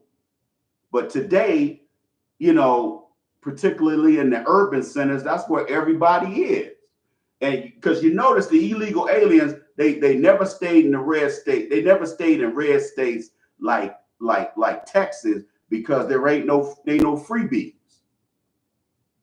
Because you got to contend with Latinos that were born here that are trying to trying to live off the system.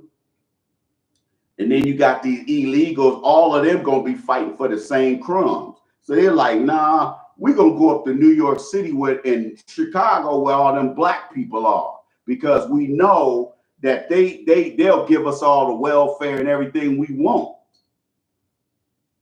Okay? See, when you let me explain something to you. All the red states, especially the states that are at the bottom of the country, you ain't gonna if you are illegal, you ain't gonna get rich unless you running drugs and human trafficking. That's why the dudes, if you see in these Latino dudes and they look like wetbacks, they look like they haven't assimilated, but they driving a Benz or something like that, they're human traffickers, or they into drugs. See, Trump is cutting into the cartel's money by closing them borders, by closing that border. So hey, I heard the drug dealers are crying right now. The only drugs that's going to be sold in America after a while are only going to be sold through these dispensaries. Okay? You're going to have to work hard. You're going to have to work hard as hell to get that shit in here.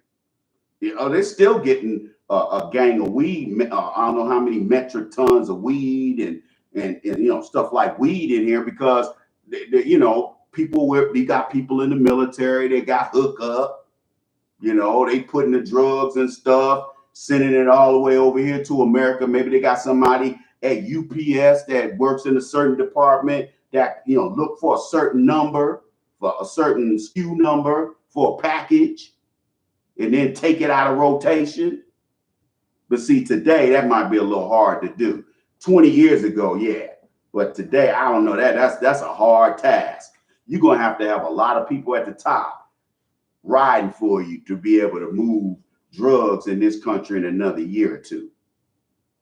You're going to have to know somebody in high places in order to move them drugs, because what they're doing now in these red states, and some of these red states have these interstate arteries that go all the way to the Midwest, all the way to the Northeast.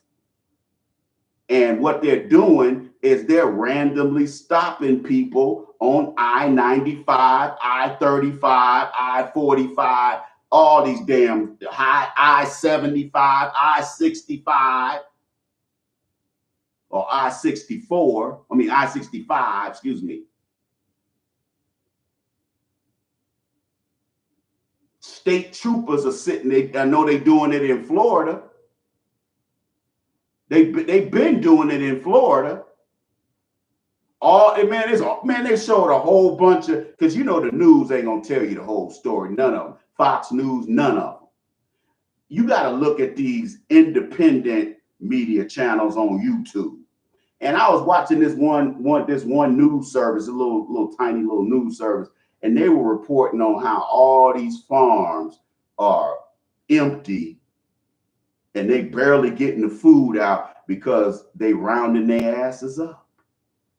And they're like, well, Trump, you said you were just gonna get the violent criminals out of here. Trump was like, yeah, I know, nigga, but damn, fuck you, nigga. I'm just gonna do what I want to do. Fuck you. I'm white and I say so. I'm the president and I say so. Okay? Boy, they mad as hell at Trump. You said you weren't gonna throw our nannies out. You said you said you was gonna. My nanny, she just had a DUI. And you had ice scoop her ass up. Trump, you mean Trump.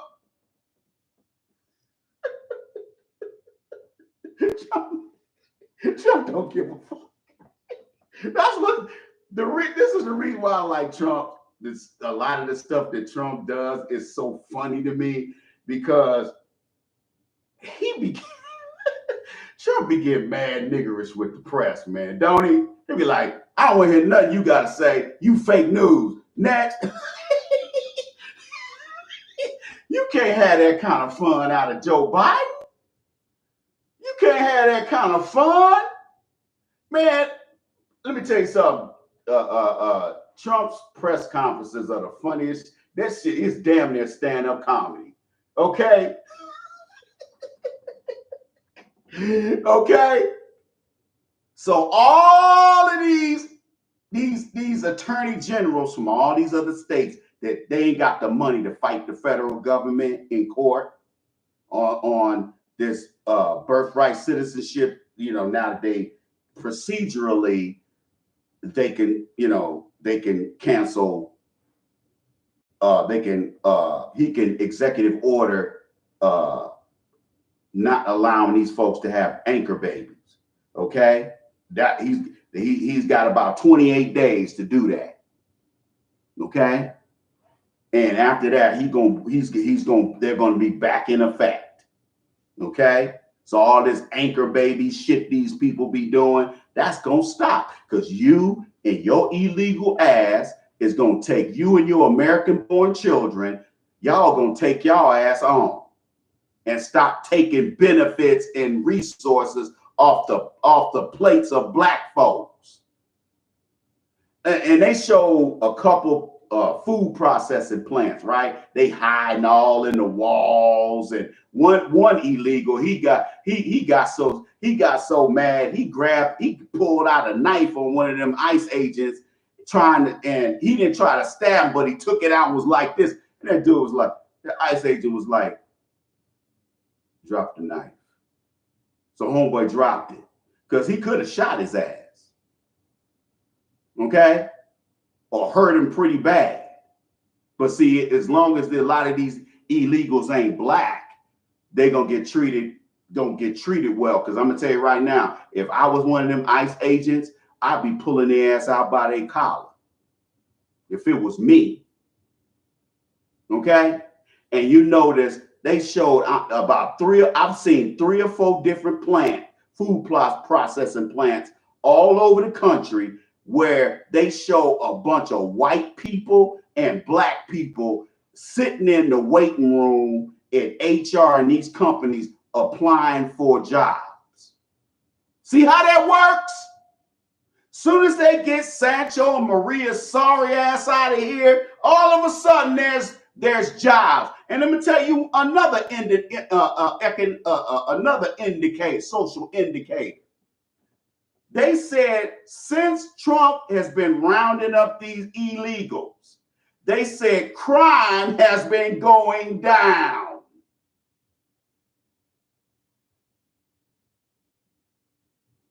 You know what the silver lining of that is? They don't get to blame crime on black folks like they normally do. Because you notice normally they just exalt a black boogeyman and blame everything on him. Well, he represents all black people. Remember, one black person represents all black people.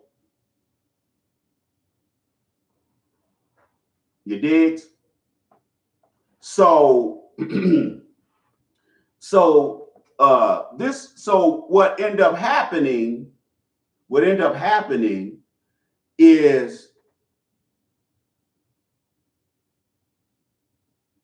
now these people got the fear of God in them.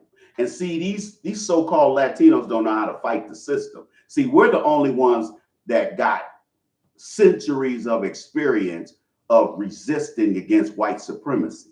We're the only ones in the world that resist because there ain't no resistance over there in Africa. The Congo, Trump just signed a imperialist deal to claim he's brokering peace between Rwanda and the Congo. Okay? And in exchange for that, the Congo has got the rarest minerals on the face of the earth, even more than China and the Ukraine. And we're getting all of those minerals dirt cheap because those minerals are going into these smartphones, mine and yours. They're going into these iPhones. In order for you to be able to turn this phone sideways like this and still be able to watch your video or look at your picture upright, when you turn it like upside down, when you turn it to the side again on the other side, and then turn it face up, you need certain type of minerals in the motherboard in order to have those electronic parts talk to each other. That's why if you open up your flip phone or one of your old flip phones from 20 years ago and look at it compared to your iPhone or whatever kind of phone, your Google phone or Samsung phone you got today, the inside look totally different. It looks like a little computer in here, which really this is a TV and a computer mixed in one. That's why they charge you $1,000 for this shit.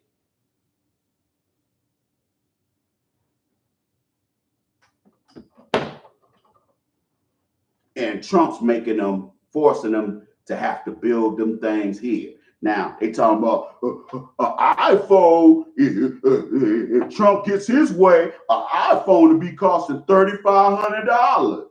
Who in their right mind do you know, including yourself, do you know is going to spend $3,500 on a damn phone? I'll wait.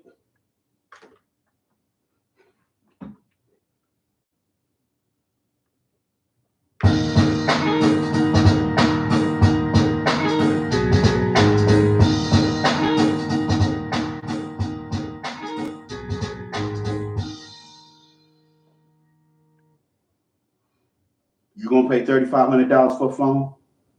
No, neither am I. We just gonna get flip phone, and they know that. Apple and Samsung and them know that. So they're going to make these phones over here, and they're either going to charge what they charging today, or they're going to lower the price of this thing. My guess is they're going to leave the price where it is, and they're going to drop, and then later on they're going to drop the price, because this phone can get higher than $1,000 before people stop. People just keep their old phone. Look, this iPhone. I've had this iPhone for hell. I've had this iPhone for 7 years. 7. And it's starting to malfunction. These phones ain't made to work forever, just like buying a brand new car. Your car ain't gonna last but maybe 2 to 3 years before it starts breaking down. Because at that 2-year mark, most people go and trade it in and get another one. And that's what they want you to do. They don't, the car companies still make money even if you trade that car in and you ain't paid it off. They still make a grip off of you because you're going and buying another one of their cars. As long as they keep you paying that car note every year for the next 30, 40 years, they're happy because they're gonna make their profit off of you. That's why I feel sorry for a lot of you married men that gotta, you ain't got no choice but to have to go out here and buy a brand new car because your wife gonna act a fool if you don't. Man, I feel sorry for y'all. I feel sorry for you. If I don't want to have no car note. I don't like car notes. I don't like car notes. And if you knew proper fiscal management, neither would you. You'd realize that credit cards and buying cars and stuff we don't need it displays how sick we are as a society, that we think buying material things are going to supersede it's going to supersede peace of mind, which can only be given to you by God. Material items or a $5 million house ain't going to give you peace of mind. Not when that tax bill come due, or when that note come, that jumbo loan, them 2 or 3 jumbo loans you paying on to pay for that mortgage for that $5 million house. That might be a stretch for most people. But these people have the nerve to assume, because of their ignorance and stupidity, that we are ignorant. We are immigrants. We're not immigrants. We're the soil. That's why they call us foundational Black Americans, because we are the foundation of this country. Without us, this would still be wilderness. It was our ingenuity and hard work that built this country, the foundation of this country.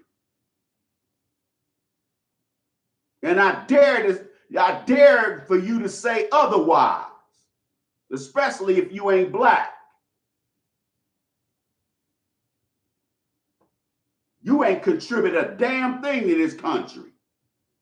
Just because you sweeping my hotels and you cleaning white folks' houses and all this don't mean that you built anything. You didn't build anything. You just doing the work that Americans refuse to do without being paid a living wage. We'll do them jobs if you pay us, but I ain't finna sweep and mop your floors for $15 an hour. For $20 an hour. I can't live on that. Try living off $40,000 a year. Some of y'all do try to live off $40,000 a year, and I guarantee you struggling. especially if you're female. You out here struggling. But that's your fault. You tried to go this alone with kids without the benefit of a husband, so you're going to have to foot the bill yourself. See, Latino, that's one of the things that especially foreign-born Latinos hate about us. They hate us. They hate that we ain't immigrants, that we're not subject to the same situations that they created for themselves by sitting up in a country for I don't know how long and not trying to become a citizen and not try to be a part of this country. You want to live out on the margins so you don't have to pay taxes and you can stay under the radar of law enforcement and the government. Well, those days are over with because the Trump administration, they're pulling up rocks and they're digging holes looking for folks. These folks trying to drive down the interstate with illegals in the trunk. Man, they pulling their ass over and they start fidgeting. So you know they're inexperienced. And now you going to jail for federal human smuggling? Man, you ain't gonna get less than 10 years, and that's 10 years minimum. Human traffickers and human smugglers, they get some steep ass sentences. They'll get their ass 18 years. They gotta serve 18 years before they gotta serve 85% of that 18 years before they can apply for parole, and the family or the people that they adversely affected need to be there so they can make sure them folks don't get parole.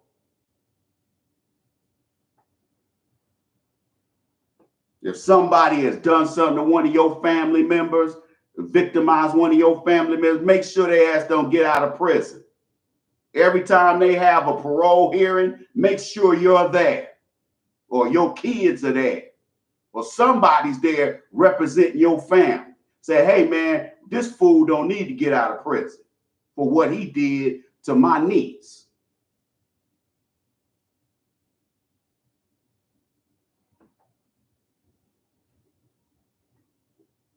But they are salty and they hot as fish grease because Black people are not immigrants. We never have been. We were either already here, or the few who were brought here mixed in with the Negro population that was already here. And the rest of them were made slaves. Some of them ran away. Remember that. A lot of them ran away and joined these Indian tribes because they looked like those folks. When I'm talking about these, I'm not talking about the red Native American. He came from Russia. He came over the Bering Strait from Russia. He ain't native to North America. We are. But he's getting all the Indian benefits and we're getting nothing. See, after a while, people, a lot of y'all gonna get sophisticated enough to be like, look here, man, we going after the Indian rolls. We going after that. And whoever ain't Native American, they need to be kicked off the rolls. Okay? And Black folks need to be our situation needs to be re-examined by the federal government on who was the native people who were here before the Mayflower. Because they try to make you believe that life in North America didn't start until the white man got over here. And that's a lie. No, 1619. That's a bunch of bullshit. We were here way before 1619. You hear these Black academics talk about Black people weren't in North America before the slave trade. They don't. That's either that person knows better, they would rather lie, or they don't know any better. I would venture to say that it's more of the latter than anything else. These so-called black academics, most of them, whatever it is they know, they got out them white textbooks. So you don't expect them to know anything beyond that white textbook. Okay? That white written textbook. See, what I'm teaching you don't come out no textbook. You hear me?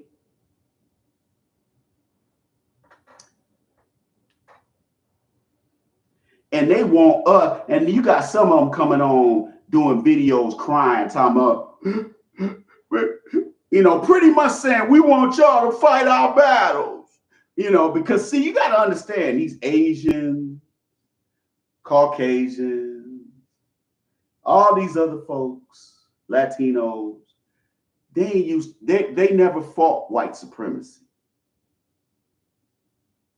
Okay? And black women, the black women that they choose for their corporate, their university, their college, degrees and their corporate jobs.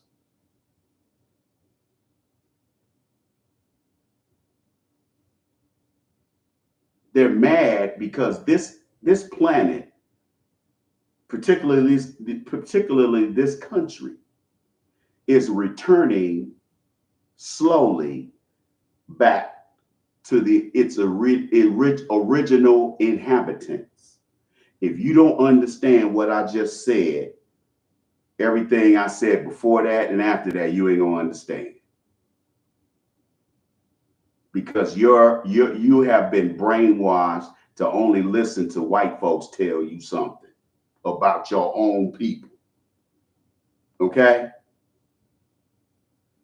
That's sad. That you rather listen to some pale white person tell you something, some pale Caucasian tell you something. You believe it's gospel from them, but you won't believe nothing your people tell you. Yes, that old Hotep crap. Is it still Hotep crap now?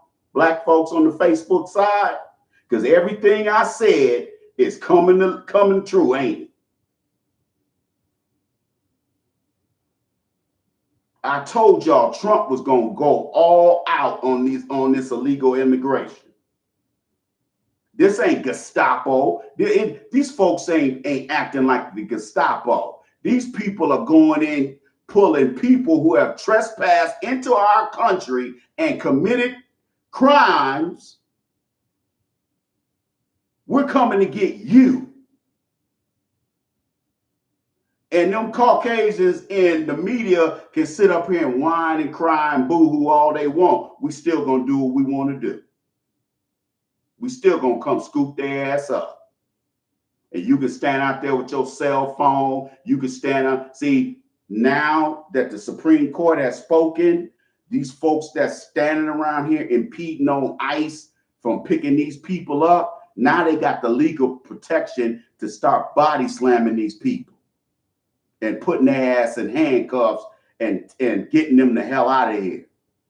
And stop having them being obstructionists to these ICE agents and other federal agents to do their job, scooping these criminals up. If these folks are tired of getting scooped up by federal law enforcement, then you shouldn't have brought your ass over here. Maybe you should have took your ass down there and signed up and filled out their citizenship paperwork. See, these people come over here, they can't read English and they don't want to learn how to read English. That's why they'll put driver's licenses, applications in their name. They put all kind of signs all over the place in Spanish. They need to get rid of all that.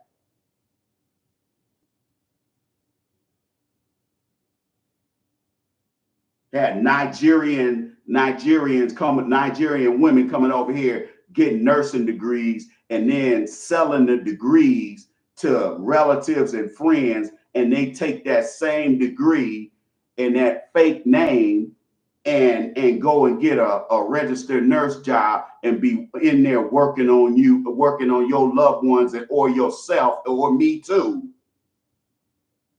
And this person ain't going to college. We don't do that, Black Americans. We don't do that. That's what Africans come over here running scams like that. Like these Latinos and these Indians have been coming over here, can't speak English, and one or two of them will go get a CDL license, and they'll go and sell that CDL license to a whole bunch. And they'll have people that work at the motor vehicles place who will go into the system and give them fake names, fake CDLA licenses. Oh man, you talking about, man, most of these people that come over here illegally, they either thugs or they're fraudsters and scammers. Okay? And they all ain't from Jamaica and Nigeria. Most of them come over here from India and Latin American countries.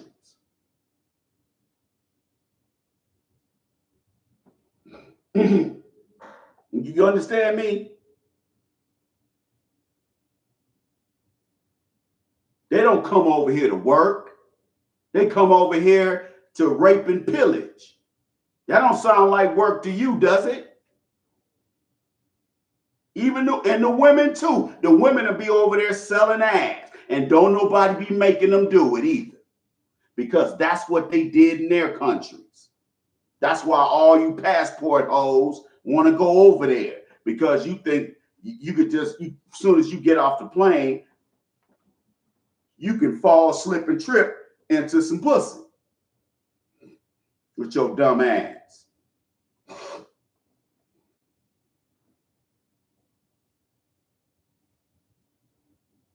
Okay?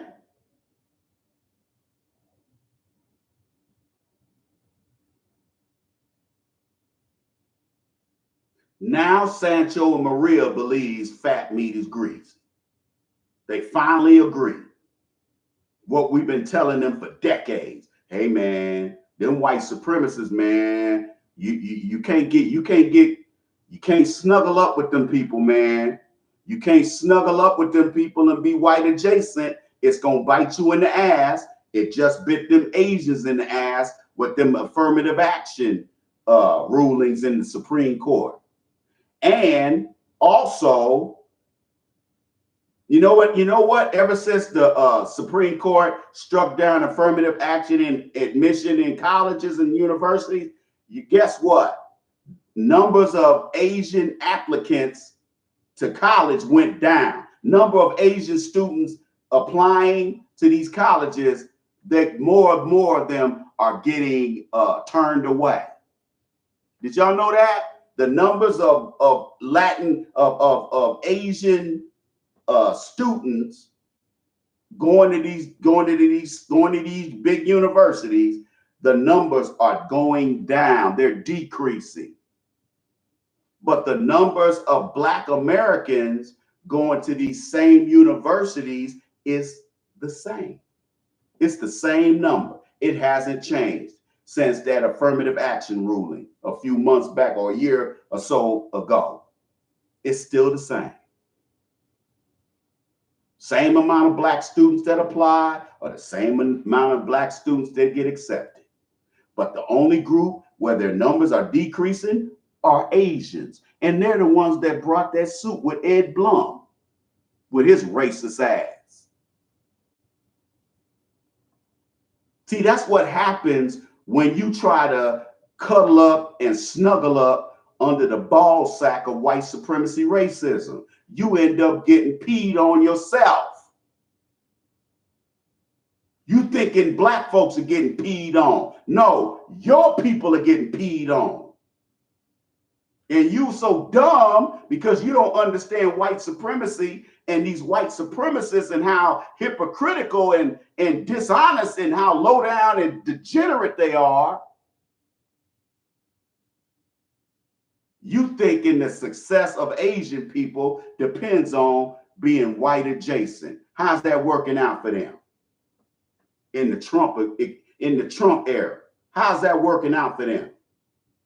You see how it's working for Latinos. Let me tell you something. You know what they're and black men probably already know this, because we always keep our ears to the street when it comes to street stuff.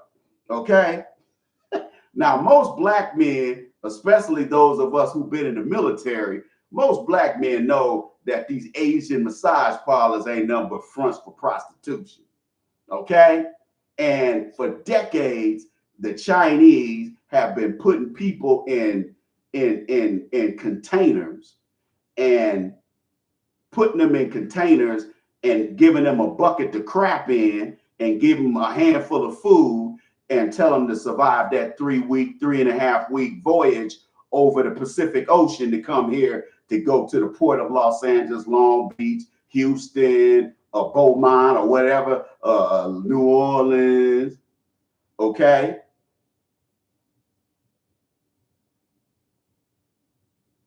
Or on the East Coast on them ports. And so they take those Chinese nationals that ride over here in them containers, that ones that don't die on the way over here.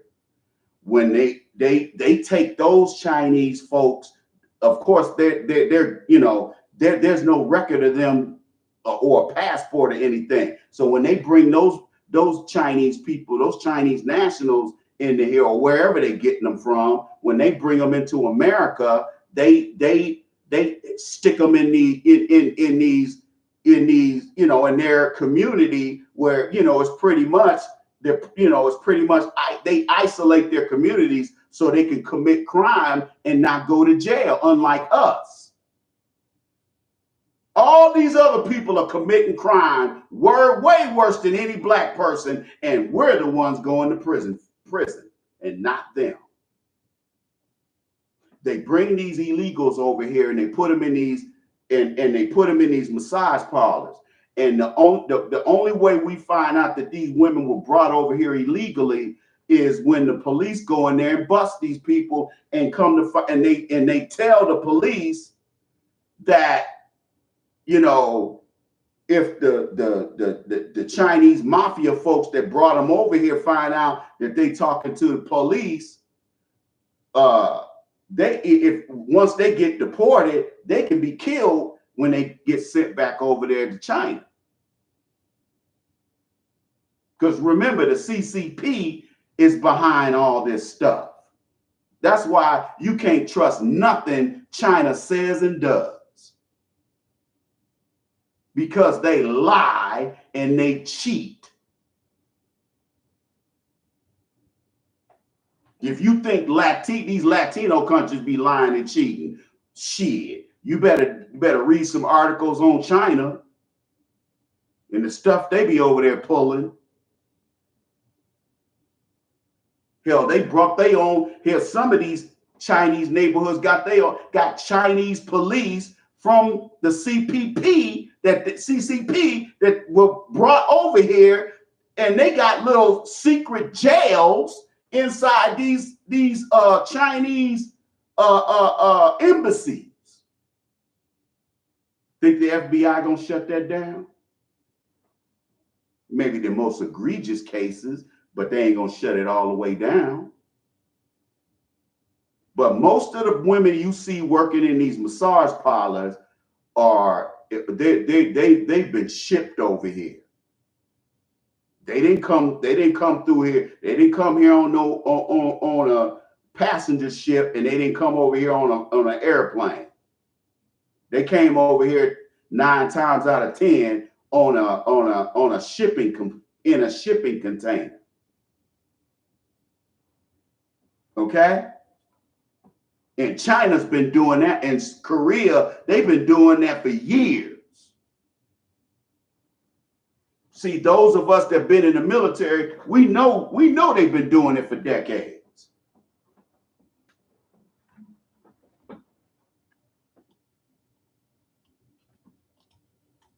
Okay? We know. CFR, man. Oh, you in Britain, brother? Hey, brother. Hey, take care, man. Jeremy Binion, what's up, man? I ain't seen you in a minute. Del B. Trey, what's up, baby? What's cracking? Where's Stan Bitus at? Stan Bitus, where you at, man? I ain't seen you in a minute, man. Please hit the subscribe button and then hit the notification bell, ladies and gentlemen, please. Everybody is looking at black folks and saying, those goddamn niggas. They were smarter than we thought they were. We've been telling all you other races that these white supremacists that run America and that run these corporations are the dirtiest, filthiest, degenerate people that ever walked the face of the earth. We've been telling you that. We know that get down, and we've known it for hundreds of years. Meanwhile, your ass, you don't know it all, but you getting your spick wake up call though. You getting your spick wake up call, ain't you? You calling us mayates and niggers? No, you the mayate and the nigger and the chanquito. That's you, because you're the one getting scooped up like a nigger and a monkey. You digs? It ain't black men that's getting scooped up. It's y'all. It's too late to ask for black folks' help now after you done disrespected us and jumped on our kids and beat up our black teachers, beat up black children in schools. Oh, you gonna get that work. You getting that work. Don't cry now. Don't cry now, Sancho. Don't cry now, Juan, Jose, Maria, Juanita. Don't cry now. Have that same energy when ICE comes over to your crib and does this. Who is it? ICE, nigga. Okay, I done seen I don't know how many videos on social media where people using Vanilla Ice Baby and putting it to some funny ass videos. Have y'all seen that one for Alligator Alley? they building they building a multi-million-dollar detention immigration detention center down there in the middle of the They building this. Hey, y'all, come on, man. Only Trump can do some shit like this, some funny ass shit like this. They are building a detention center right in the middle of the goddamn Everglades. And where my brothers from Florida at? Where my Florida brothers at? Hey.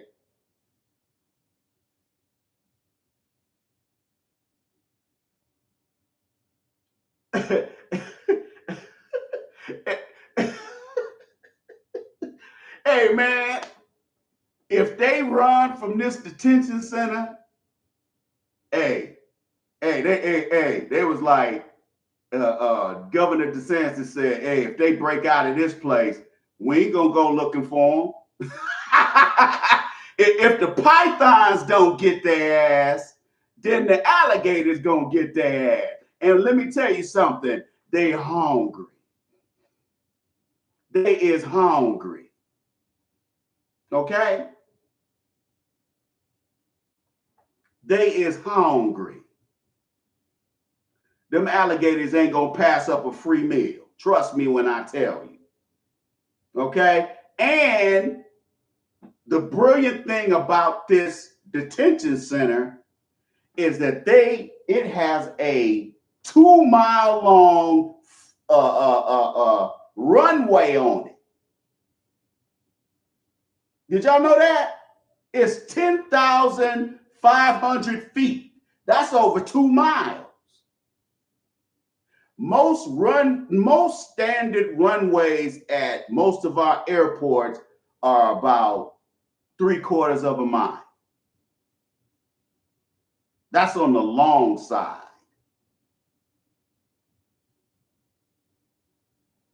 That's why that plane is so that when it lands, they gotta hurry up and and and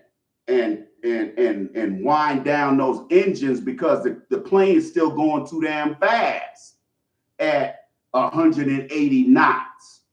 It's still going too fast. And the weight is what make you feel all that pressure from them trying to, the plane's going this way, but the brakes are going this way. Those disc brakes are coming in to slow that caliper down so it can slow that wheel down. Obviously, it's a little more complex than it is on a car, but I'm just giving you digs. This flight line is 2 miles long, so they can bring a 787 in there and fly it out. All they got to do is build a tower, a FAA tower. They ain't got to have a whole bunch of people in there. As a matter of fact, they might not even have to build a tower. Wherever the closest airport is, they're going to use those air traffic controllers. However, legally, they have to be right there on site. So they're going to have to build some kind of makeshift air traffic control building. And then they can fly any kind of plane, 747, 757, 737, 707 in there. It's going to be rated to fly any kind of aircraft in and out of there, which means they can also use that detention center to fly illegal aliens from other states and cities over there to put in there, because the flights are going to be going right out of there. That's military. That's military.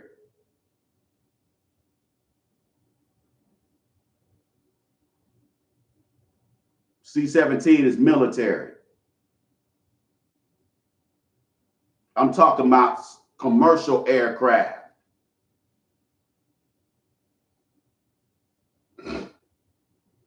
If it's rated for a 787 to come in there, you can best believe a C-17 and a C-5 can land there, or a C-130, or a C-141.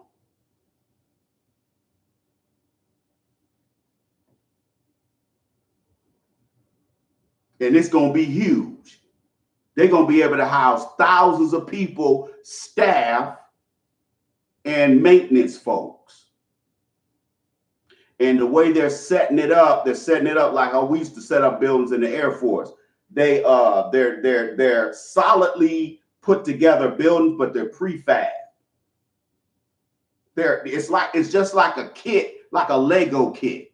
That, there's a Lego kit with a haunted house and all this little, how you buy those little Lego kits? It's the same principle. They come off them planes, they come off them military aircraft on pallets. They stack to I don't know how high. And them forklifts, them heavy duty forklifts, pick them up, put them down where they gonna build the building at. And when we come over there, and with about 30 people, we come over there and pull the walls together. We put all and it fits together just like a kit. So so if it rains, it won't be leaking water inside the building. It's even though it's a prefab building, it's just as sturdy as a brick and mortar building. That's the kind of technology we got in the military. So this building is built for square footage. And they're going to pack them people in there like sardines. Remember, they only land on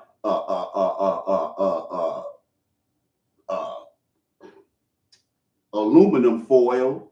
I think it's like a sleeping bag, and it's like this thin because the people be talking about it be cold as hell in there when it's cold during the wintertime, and during the summer it's baking in there.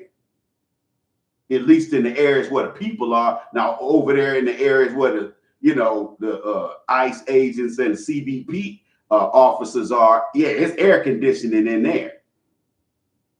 I wouldn't make them people comfortable. Would you? Would you make them people comfortable? And they over here calling your people mayate and nigger and taking jobs and taking food out off your plate? Some of y'all real funny style, man. Some of you black men, boy, we got to keep our eye on some of y'all, because some of y'all, man, y'all suspect. Just so you can try to stay in good graces with Latinos, you don't have a problem being a doormat as a black person in your own country. That's sad. See, a lot of black folks, you have to understand, if you ain't singing Negro spirituals, if you ain't whining about, if you ain't talking Democratic Party nonsense, if you don't go to church and worship a white Jesus, most black folks, especially black folks my age and older, they don't want to talk to you. And then most of these black women of all ages, they don't want to talk to you because, see, they're usually single moms. They're the ones that either are single moms or they sympathize with the single mom lifestyle. And yes, it's a lifestyle. It ain't a good lifestyle, but it's a lifestyle nonetheless. See, this is why black folks black folks know that this country ain't treating us right. Even in 2025, they ain't treating us right. Because we are still the poorest people in America compared to everybody else and new arrivals, including illegal aliens. Let me give you an example. There was a dude that was wanted for, what was he wanted for? I think either molesting a child or raping a child. And he was already adjudicated. He was found guilty. And he was going to have to come back later and report to prison. He ghosted. He didn't show up on the day he was supposed to report to prison because they let him out on bail. See, this is the kind of shit that the Biden administration was doing. Letting these criminals and these murderers and rapists and child molesters out on no cash bonds, which pretty much is like pretty much saying we just releasing you. We're just releasing you. Might as well say there's no bail if it's no cash bail. They picked this dude. This dude already was convicted. Now, do you think that ICE, CBP, DEA, AT, all these U.S. Marshal Service, because all of them are out here? You mean to tell me that they need a search, they need an arrest warrant to go pick this dude up, and he's already in the system as a criminal, an adjudicated criminal that was supposed to be reporting to prison for a 5-year prison sentence for touching on and raping children, probably his own kids. They pulled this. The police were real slick. Here's how they did it. They let I think this is in somewhere in the Midwest somewhere.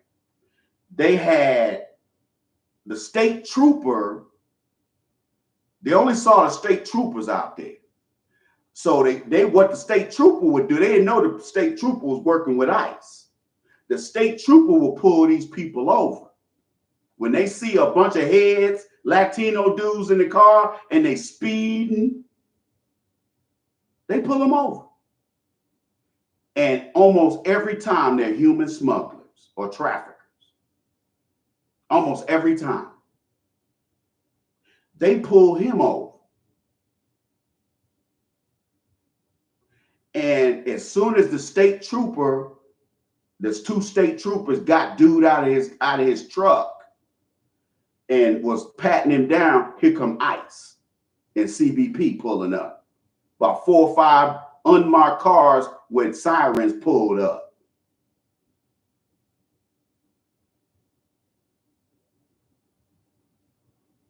And the ICE agents came up and said to him, they said, hey, sir, we're taking you into ICE detention.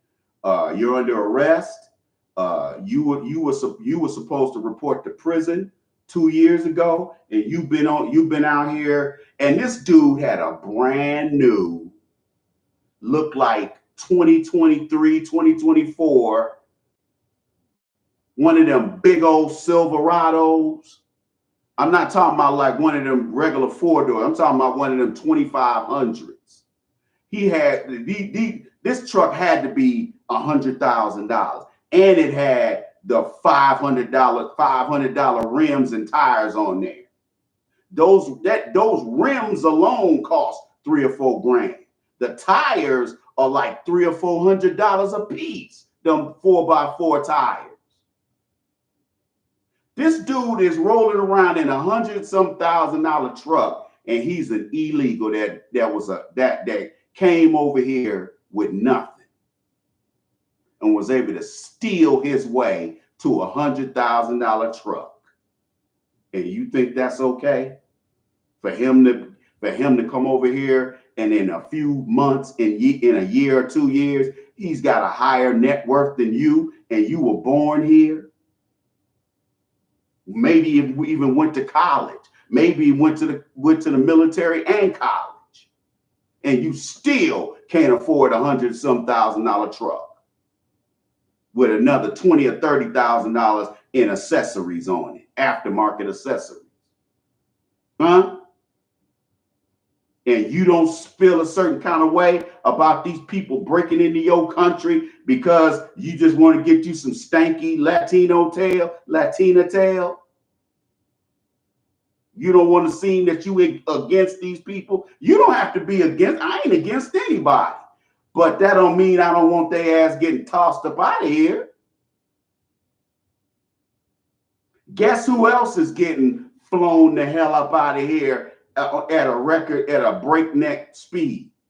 Indians. They getting them Indians out of here. The second biggest group of illegal aliens is these damn Indians.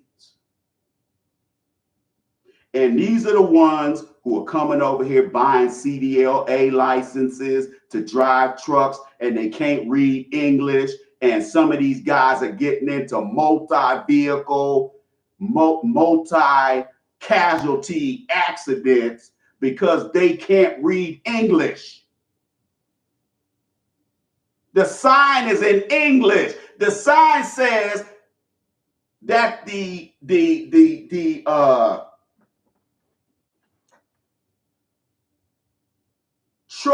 types of trucks can't go this route. You got to get off on this exit because hazardous chemical trucks can't go into this tunnel. Because if it busts in flames, everybody gonna get barbecued. With that big ass truck getting stuck in that tunnel. So they might have a sign in English that says all trucks exit this, get off on this exit. And because your ass is from India or Mexico and can't read English, you just keep on going. Or you flying. They're driving too fast. They're not getting proper rest because they're flying under the radar. They're not legal. They don't have a legal license. So they're going out here having these multi-vehicle, multi-casualty accidents, and the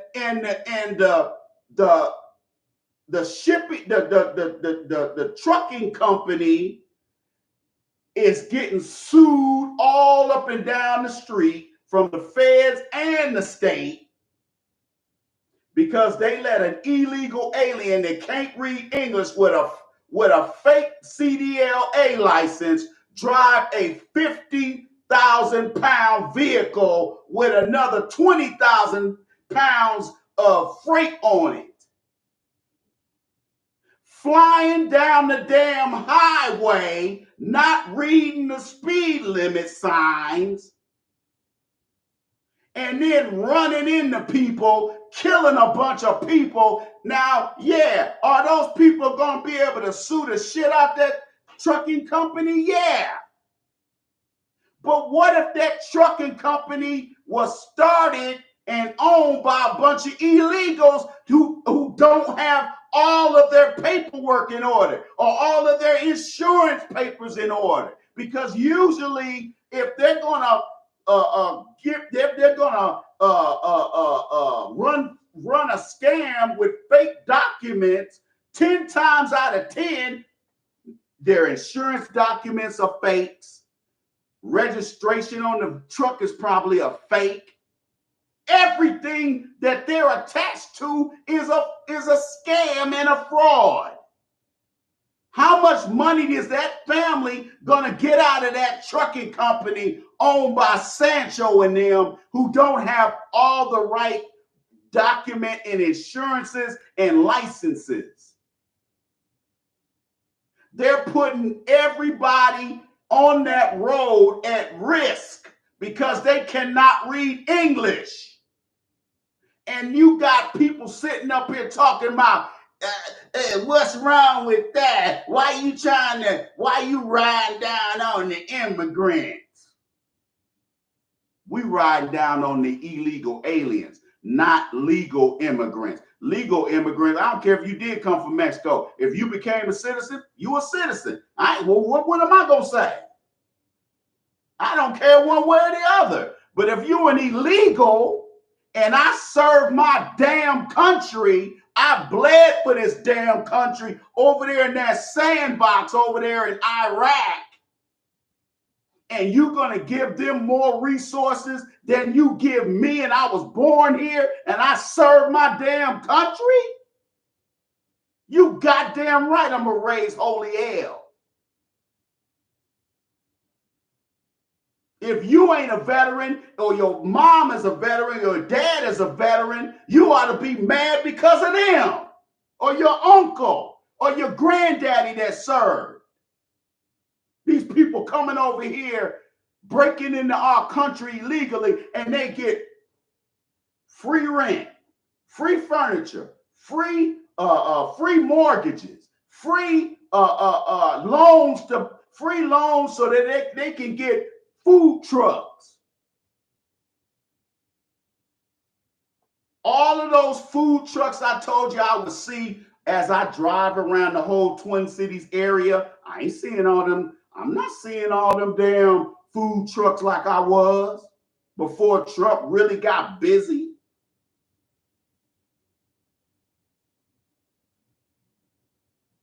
DSB, what's cracking, yo? All right, man. You an MP? You 82nd? I see a beret there. I said he must be 82nd or he must be an MP. My uncle was an MP. Yeah, man. My fellow veterans ought to be hot as fish grease off of these illegals getting free shit.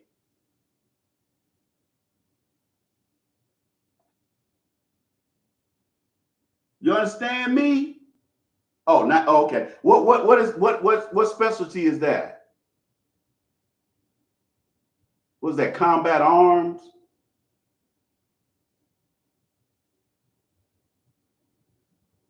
Oh, supply. Okay. Yeah, cause I was trying to be supply when I was gonna go to the army. Man, they wouldn't let me get supply, man. Cause all the brothers like, man, get supply, man. That's where all the brothers is at. That's where all the black people at. I said, shit. I said, man, let me try, man. They wouldn't let me get it, man. They was like, oh, you either gonna have to do infantry or you want to. Now I'm like, I ain't doing no infantry. Like, hell no. Oh, so you in the army unit. All right, brother. Well, you got some mad skills, brother. Hey, learn a lot of them specs on them armored vehicles, man. Because when I was in Iraq, when I was in Iraq, oh, that weapon system too. Learn that weapon system from front to back. So before you get out, apply to the companies that make that shit. Most of them are over there in Virginia or North Carolina. Okay. Oh, we were over there for a year and a half. Damn, brother. Woo. Thank you for your service, brother. For both of y'all, man. Hey, take advantage, man. Don't just be chasing them women. Hey, look, man, when I was in the military, I got draws thrown. Man, I was in the Air Force. Man, I got draws thrown at. Man, we were getting draws thrown at us. All the brothers. Now, I can't speak for the white guys, but I know where I was, there were a lot of Indian chicks and a lot of Latino chicks. So they was going after the brothers. They them white dudes. They was them white dude didn't have a chance. Them white dudes didn't have a chance, man. We go to the E Club, get chose up on. Come on, man. It wasn't anybody. If you in the military, you chasing women, you must not be. You ain't got no game because you ain't got to do nothing to get women when you in the military, even enlisted. I had a couple frat brothers that was officers that told me they was running through them women. It was like, frat. Man, these female officers, nigga, man, they be giving them, man, y'all think them enlisted chicks be giving them draws up. Shit. Man, why you think a lot of brothers get in the military, they don't want to get out? Because, man, after a while, once you get up to E4 and below and above, man, you're going to be chilling. You're going to be chilling. Okay? Especially, but learn everything because remember these are civilian companies that make these weapon systems and a lot of those electronic computer sensors and stuff on them tanks and stuff. Man, some of them are made in China or overseas. But the weapon systems part, because you don't want to, and you ain't gonna have. I mean, it doesn't make no sense for China to build a weapon system for our tanks, and they are damn enemy. Now, does that make sense to you? No. So that kind of stuff, they make that here. A lot of these white boys, before they get out of the military, a lot of them done had jobs set up with them companies before they get out, especially them officers. Especially the officers, because I know some of them dudes. They be getting over. They ain't got to struggle like us enlisted guys. Oh, so are you E6? Oh, that's good, man. Well, shit, you in management. If you E6, you right above middle management. You hit what? E7 is master sergeant in Army, right? Or is it sergeant first class? That's E7, right? Oh, okay. Yeah, man. I don't care what branch you in, whether you in the Navy, the Army, the Air Force, Coast Guard, you're going to be chilling once you hit E6. You ain't be doing nothing but writing reviews for people, annual reviews for people, making sure people got their training units up to snuff, make sure they training units been done? Because if you don't have it, the second lieutenant gonna come down there and chew your ass out. Or your boss gonna chew you out because the first lieutenant and the second lieutenant gonna chew his ass out. Then your boss, your E7, E8 boss, he gonna chew your ass out. Yeah, right. Sergeant first class is E7, right? Okay, that's why a lot of brothers don't get out the military, man, because you ain't got to take, you ain't got to go through what these players out here be going through. And if you in the middle, and if you overseas, not in the Middle East, because if you in the Middle East, the only women you gonna be fucking are them tired ass GI chicks. Although they all over the place, they gonna be throwing up ass too.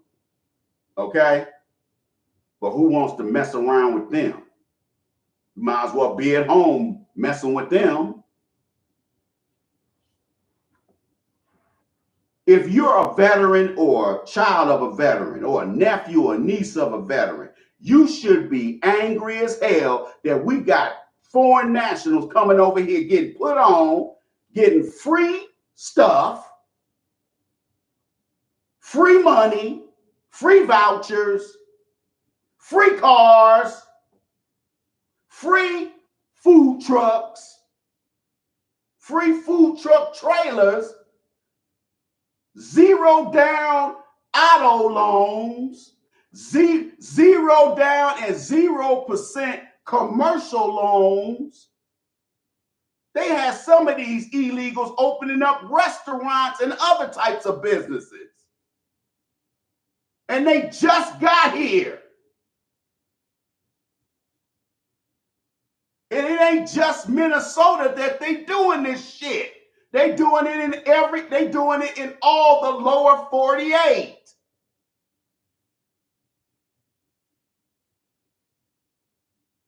And black folks, yes, it's good that we are taking the passive aggressive approach in ignoring what these sorry ass Latinos are going through.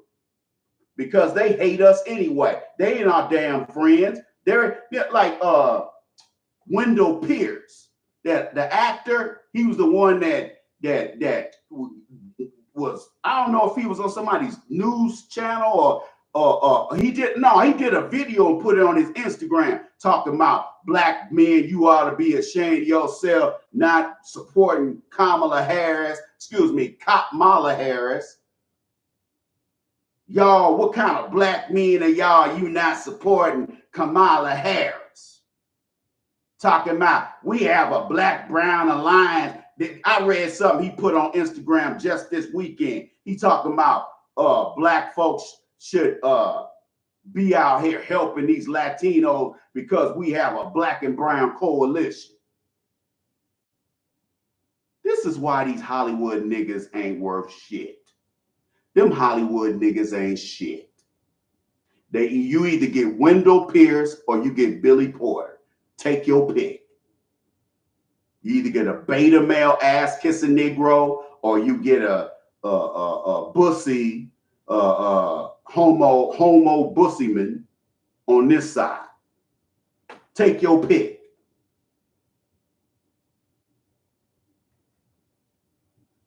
Those of us who served and those of us who are children of those who served, you ought to be hot as fish grease that somebody can come up. And even these single moms, even for these single moms to be getting free everything from Obama and Biden.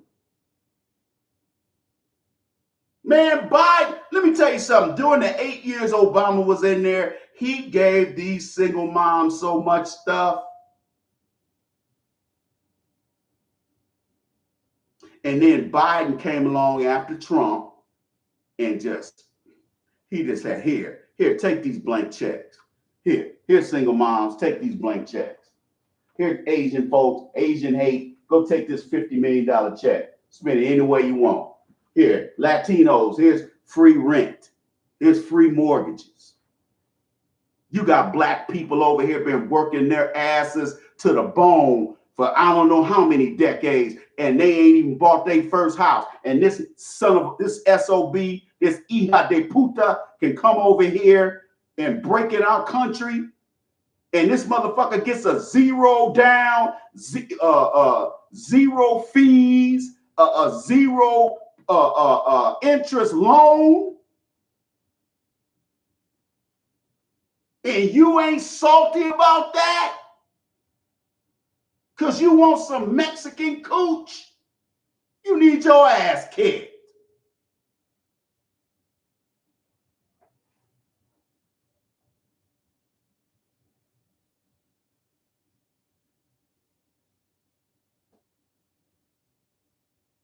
Exactly. Exactly. Exactly. DSB up here calling us. Remember that you saw that video on social media where that old illegals yelling at that.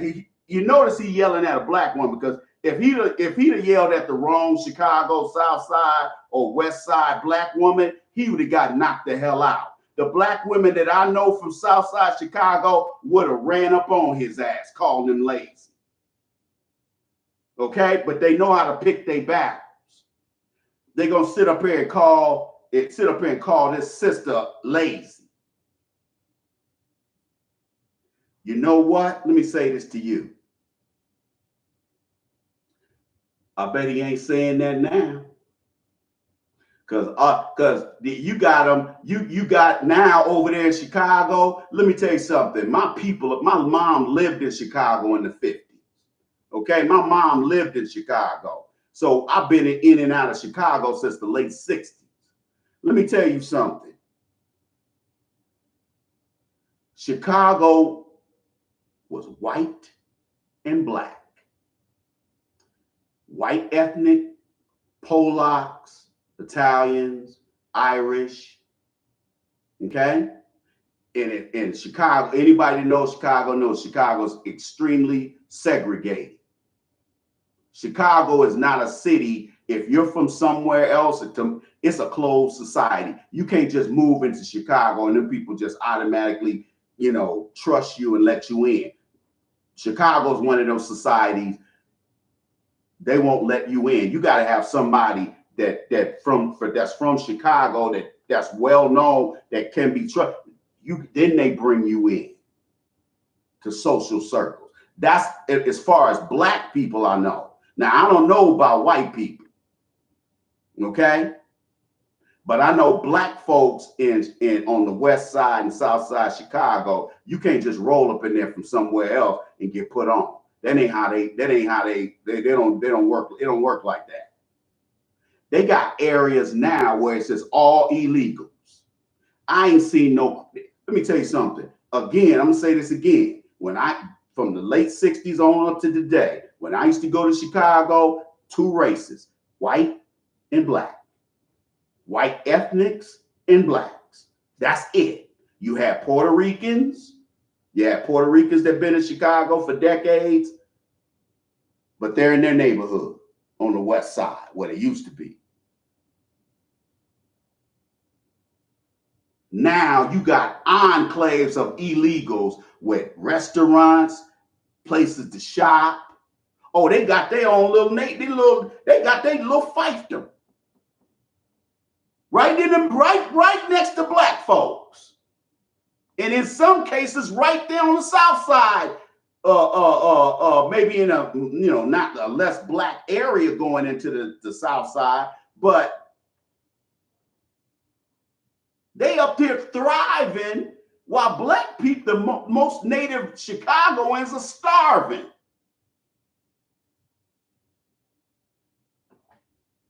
It's hard to come up in Chicago and get in the dope game. It's almost impossible, unlike places like Atlanta, where you can roll, where, Atlanta's still the wild, wild west. You can roll up in Atlanta and still do, long as you ain't by them Colley Park Negroes.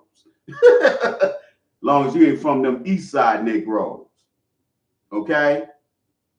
Because there's pockets of Atlanta I wouldn't go into. Thank you, brother. Appreciate it. You understand me? I don't know any other way to put you up on game, because these people are getting over on us, and It's right under our noses. And then they got the nerve to be black men. Let me ask you a question. If I was Latino and I live next to you, and oh, thank you, brother. No, hey, follow me on Instagram too. Follow me on Instagram and X. One handle at the Iceman Show. You take care, brother.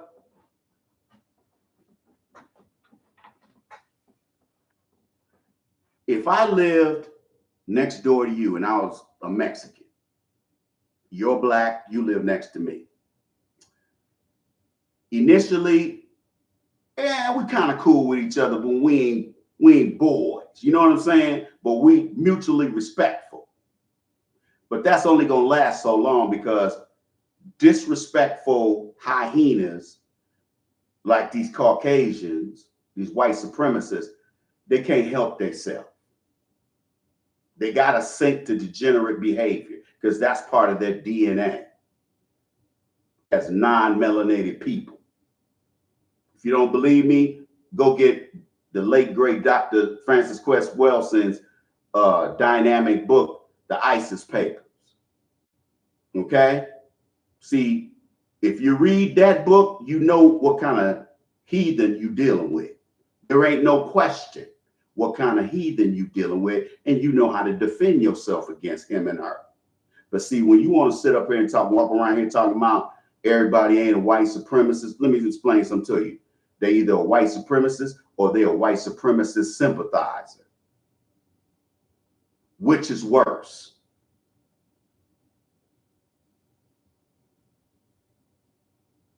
Yeah,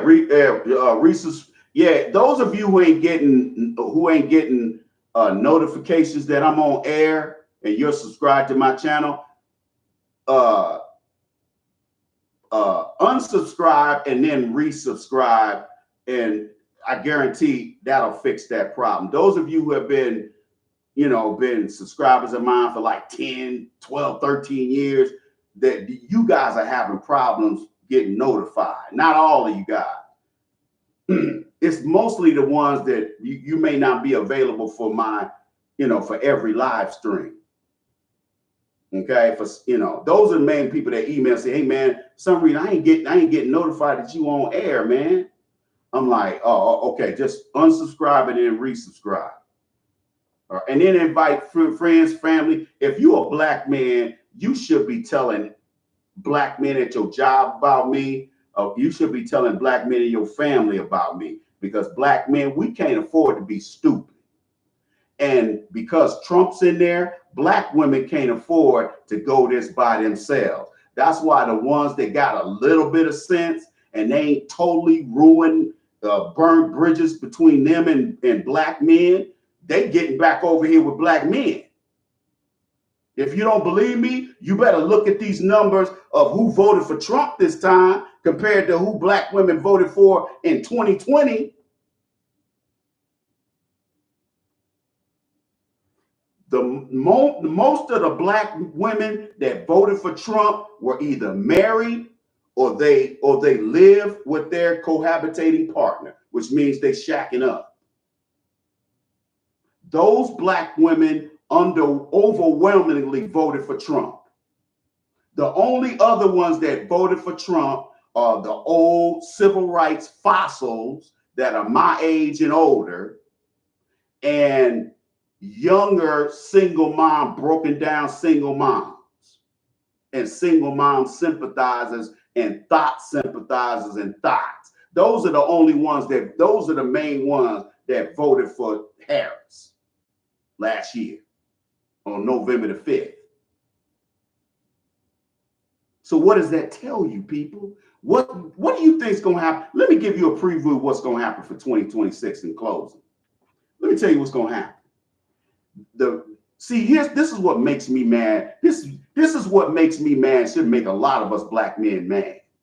Remember a couple of weeks back, they said they're going to spend $20 million to talk to American men, and yet they didn't talk to no real American men. All they did was get all these rich, homo white men and suspect white men together to talk about men's issues without the main electorate present, which means they were just spending $20 million and covering their ass when it comes to the IRS. Because if there's a line item that says they spent $20 million and they can't justify where the money went, then the IRS gonna want to know where that money went. So they covering their ass by going in the media talking about, oh, we want to talk to American men. Yet the main men that vote for them, which is the black male voting bloc, they didn't invite any black men. And then when you listen to CNN and MSNBC and all the legacy channels, and in some cases, Fox News and Newsmax, they mention when they talk about how the Democrats can make a comeback for 2026 in the midterm, they still get up there and mention everybody else except for black voters. They talk about white women. Oh, this is what we got to do, get white women on board. This is what we got to do, get more white males on board. This is what we got to do to win Latinos back after Trump is tapped that ass for 4 years. They talk about everybody except black folks, which is the largest voting bloc. Those of you who vote Democrat, that ought to piss you off. That they don't even include you when they forecasting. When they're forecasting about what they need to do in the future, they don't even mention your black ass. Shouldn't that make you feel a certain kind of way? Huh? Or are you that downtrodden and and so much of a coward that it doesn't matter? Which for some of you, it doesn't matter. Because of your cowardice. It doesn't matter. But to us, it does.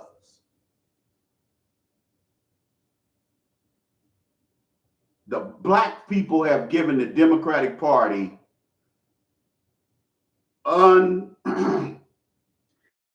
unmatched support for the past 50 odd years, just because of the Civil Rights Bill. And the Civil Rights Bill, none of it pertains just to black people. It pertains to everybody. That's where all that minority talk comes from. That's where that people of color talk come from. That's where that white women are victims come from. And white women are in the same boat with minorities. White homosexuals are so downtrodden. It's all a game. And if you refuse to be politically savvy, and you're on the losing end of this, that's your fault. That's your fault. Ain't no such thing as multiculturalism. Ain't no such thing as a melting pot, salad bowl, none of that crap.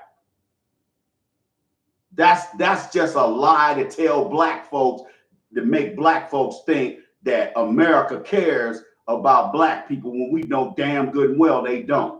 They don't care about anybody but themselves. And that's why every time you turn around, no matter what city you go to, who do you see on top?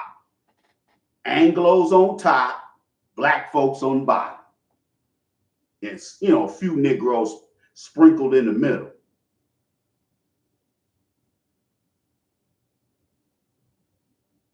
Come on, black people. If we continue to support the DNC, even as much as we did in the last major election, we did our asses kicked thoroughly. you don't care about your children or your grandchildren's future if you keep supporting the Democrats without them giving us tangibles, reparations, job training, programs where the tuition is paid for young black men and women to go to HVAC training or electrical training, or to be an electrician or carpenter, for them to become an apprentice at the electricians union or the plumbers union.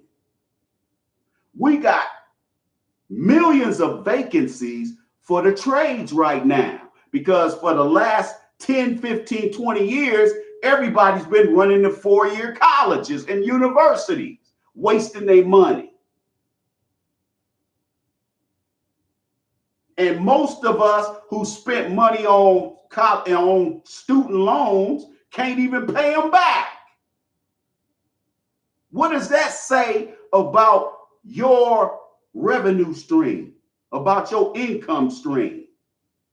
You ain't making enough money if you got to pull out a credit card to pay for incidentals and gas every week. That's why these credit cards are for emergency use only. They ain't for everyday use. All these cash back plans, most of these banks, the cash back programs are a joke. The rewards programs are a joke. Only a handful of them, you actually get some real points toward flights, or you get real points toward purchases with that card. Most of them don't. They don't give you jack.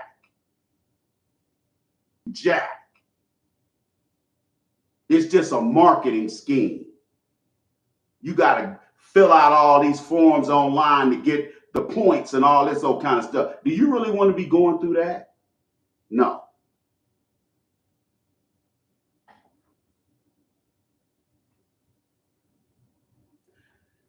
Black men, particularly black men under 50, let me say this to you.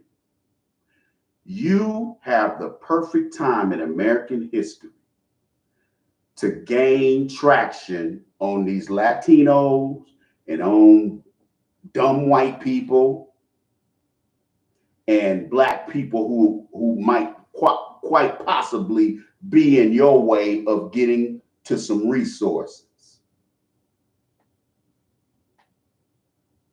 Listen to me. With Trump in there and his policies not going directly or indirectly after black folks is good for us for this short period of time. Okay?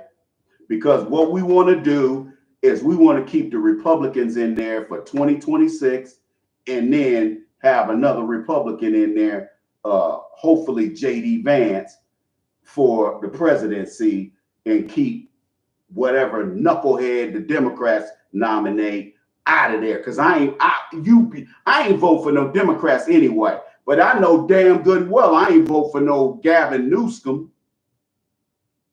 I ain't voting for no Harris talking about she thinking about running again in 2028.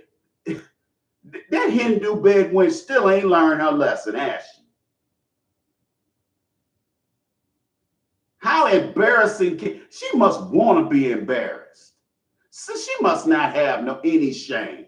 Matter of fact, we know she ain't got no shame because she was messing around with downtown low down Willie Brown, which is the only way she got put on in the Bay Area, in San Francisco. Young black men, you have an opportunity, because see, you got to understand, Biden made black Americans third-class citizens behind the Latinos. Once Trump get done with these Latinos, they ain't even going to be third place. They ain't even going to be fourth place. Because he's ripping their heart out.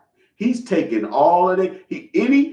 You got to understand, for the last 30, 40 years, these Latinos have been able to get on welfare with impunity. They've been able to do whatever they want to do. That's why they're so crazy acting. Now that gravy train done been derailed, and all the free goodies, they stopped getting free goodies. Because that's how they were living on. That's how they were supporting their families, their clans, you might as well say. Because they got extended family and immediate family living in the same damn house, stanking up the damn house.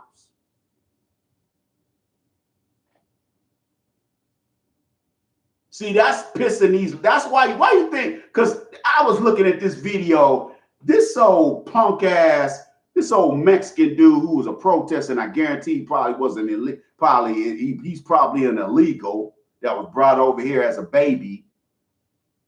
You got all them Latino LAPD officers standing there with riot gear. He runs up to a young brother that's a LAPD officer and starts calling him nigger. See, that's a coward. First of all, you know that them cops ain't gonna do nothing to him, because if they do, they gonna get fired or put in jail. Now, if it's just us out there protesting, they can crack all the heads they want, like they did during the George Floyd uprising. See, these Latino cowards are angry at us that we ain't subject to the same federal smackdown that they're being subjected to. You see? So what a worthless, degenerate, heathen, monkey, coward like that Mexican dude, his best effort is to go up to a black man that ain't got nothing to do with none of that and call him nigger, but not say nothing to all them white and Latino officers that's standing up there.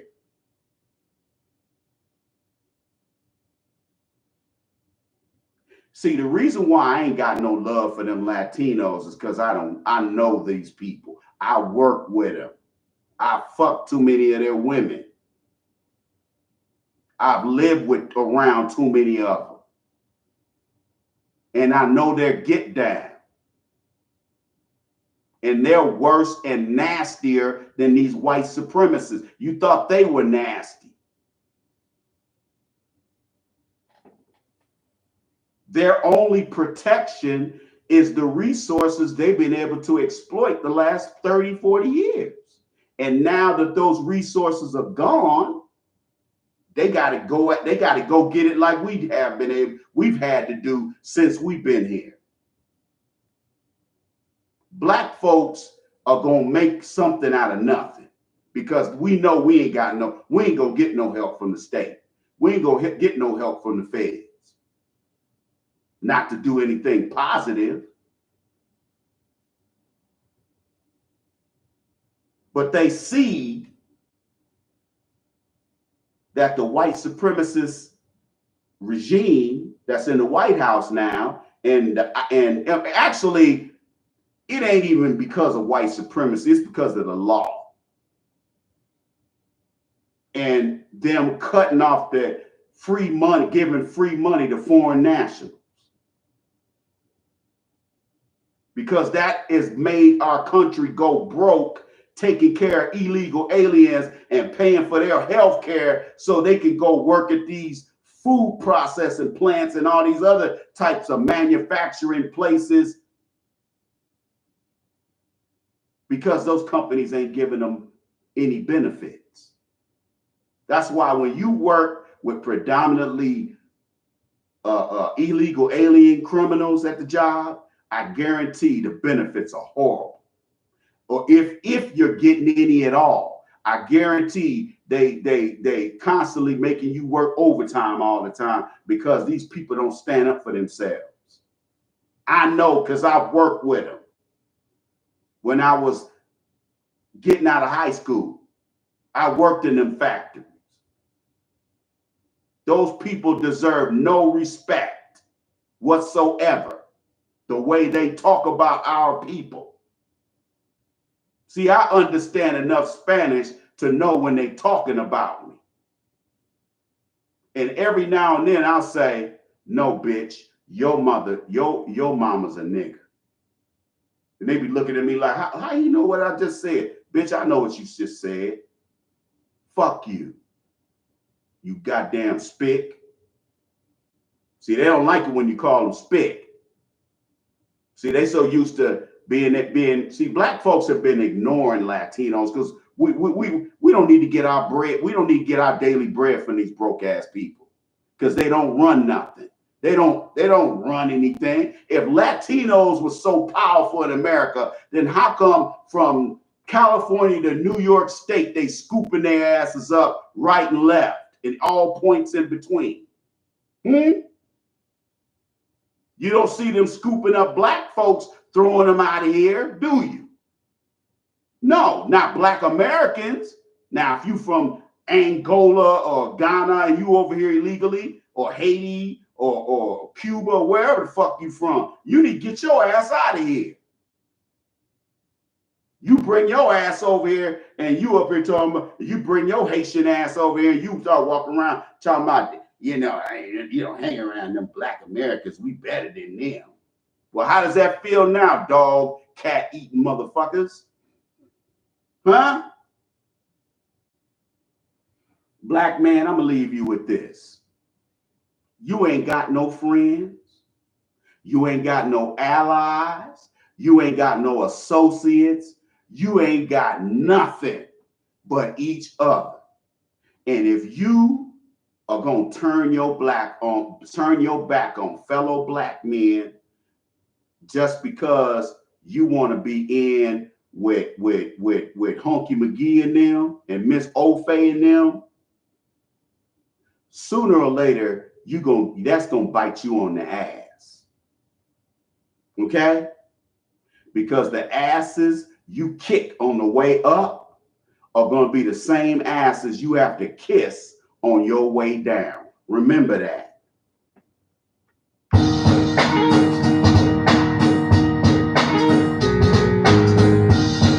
I'd like to thank everybody for chilling with the Iceman. Make sure you put the link to this live stream on all your social media platforms.